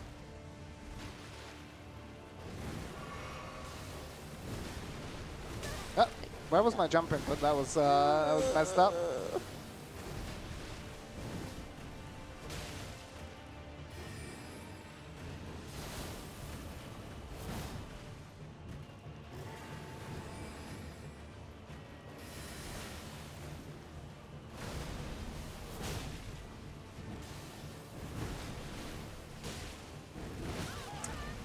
Very early roll on my part there, and that's gonna kill us close range, yeah. Damn, we have all the doggos here in the last last boss fights, and somehow the easier one ends up killing us. That's rough. No one. We can do it though. Yeah, sure. No problem. All right, I think this is also a good time to read maybe a message or two if you have them. Oh, I can at least remind people that we are raising money for Alzheimer-Fonden, and we have some very, very cool polls and targets coming up. So for tomorrow, we have the Bishoujo Sailor Senshi run, where you can select which Sailor Moon character will be run. Currently in the lead is Sailor Mercury at $210. In second place is Sailor Mars at only 52. So that's a huge lead, but if you donate now, you can still change that up.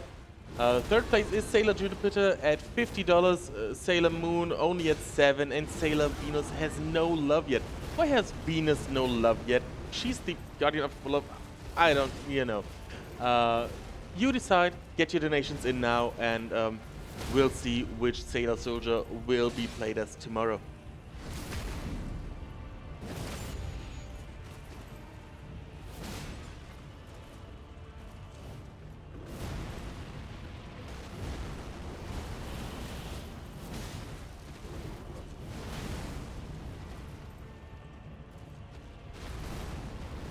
Oops. Uh-oh. Just go behind him on that attack. It's gonna be easier. Okay. So what we had to do there, if you haven't played the game, you don't know that Maliketh actually applies a damage over time effect when he hits you with the Destined Death. So we basically needed to heal there, otherwise we were just gonna kind of bleed to death essentially. So we healed and we ended up getting hit with the next follow-up, but in the end, it was worth it. Unfortunately, I kind of crumbled and then rolled the follow-up attacks well enough. All right, let's get these puppers out of the way. You're Puppery, shouldn't you be like an expert on this? On these last two boss fights? What's happening? I don't know how to explain. Actually, maybe I just don't want to kill them because they're puppers. You know? Ah, okay, that actually makes perfect sense. So you can see now the health bar is ticking down. Fortunately, we only got hit by a small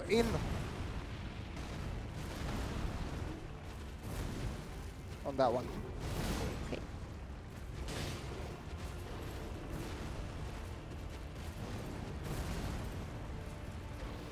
Sorry, I should have said that we are healing.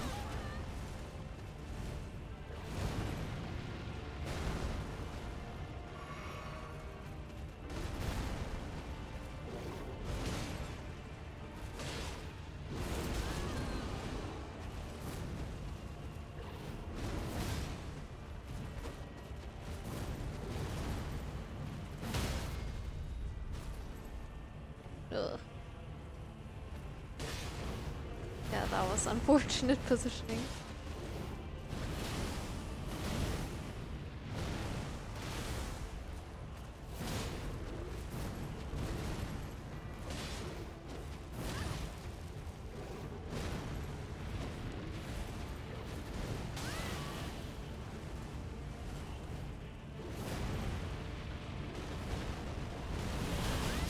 Yeah, we need to go in on this attack when he jumps up like that.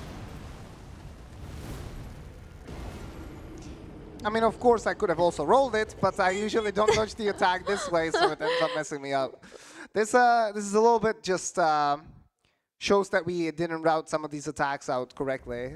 Didn't get fully on board. I do have a $5 donation for you from Elthorint saying, pretty fitting that last boss would be Updog. Updog.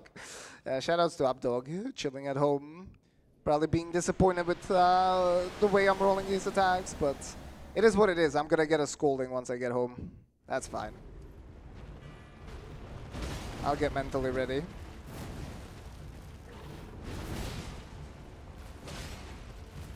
No stamina. Oh, that was nice. Didn't expect to have enough stamina to roll the follow-up there. Mm.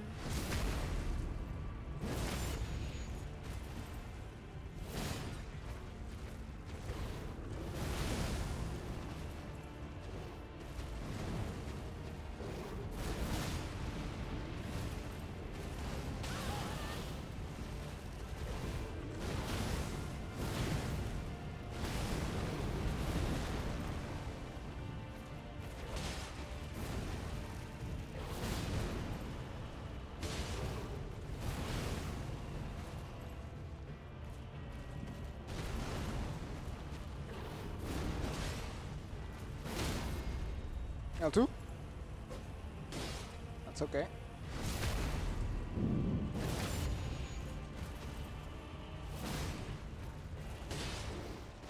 L2? Nice stagger. Not this again, please. Go! There you go. All right, the other pupper waiting. Let's do this. We still have reduced max HP from Maliketh.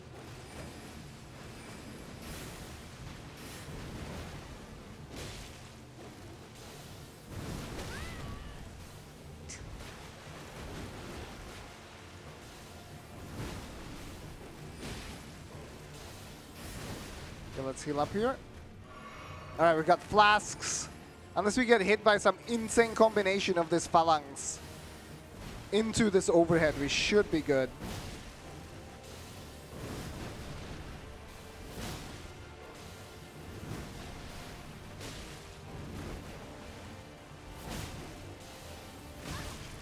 Didn't have stamina to roll there. That's okay though. Was a calculated trade.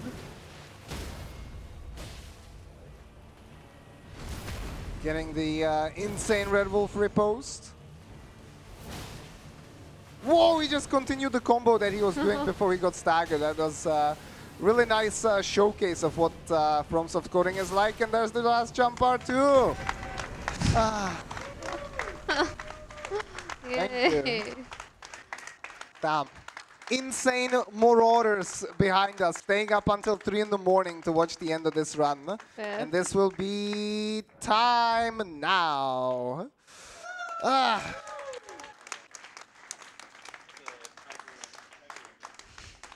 Well, everyone wants to go to sleep, so I think we're going to make this quick. Yeah, thank you so much, ESA, for letting us showcase this. And thank you for putting us in this time slot so that we didn't mess up the entire schedule. Of course, the marathon, even though this run is over, the marathon is far from it. So there's still multiple days left. Amazing runs coming up. I will hopefully be back on Thursday with the Mirror's Edge Relay. That's not 2-player, 1 controller, so I'll just embarrass myself only, not my partner as well. And yeah, shout outs to everyone that donated, that watched.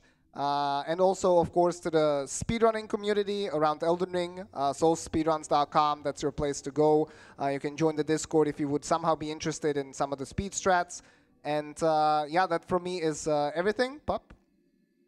Yeah, I don't really know what to add. You already said everything, but yeah, thanks for everyone, for all the support. Thanks to the volunteers who we've made to stay up a little bit longer than intended. Sorry. But yeah, thank you guys so much for letting us run this. It was a lot of fun despite all the hiccups. And yeah, thanks to you for playing this with me. And yeah, it was very fun. Yeah, thanks a lot as well to you for dealing with my impatience sometimes. I do appreciate it. And yeah, I hope everybody has a fantastic rest of their day, night, or whatever it is for you. And from us, that's it. Thank you for watching. Thank you so much for the run. So I do have 2 last donations. One, $25 from Joe saying attacking required ahead. All the more, praise the runners. And we have $1 from JK Loser, who is the runner for the Sailor Moon run, saying she deserves love, and I promise I will wake up in time for my run. That going to Sailor Venus, who is now sitting at $1 in that poll. Thank you very much for that. So if you two would still be up for it, we would like you to interview shortly at the host desk. And with that, I'll give over to the host desk.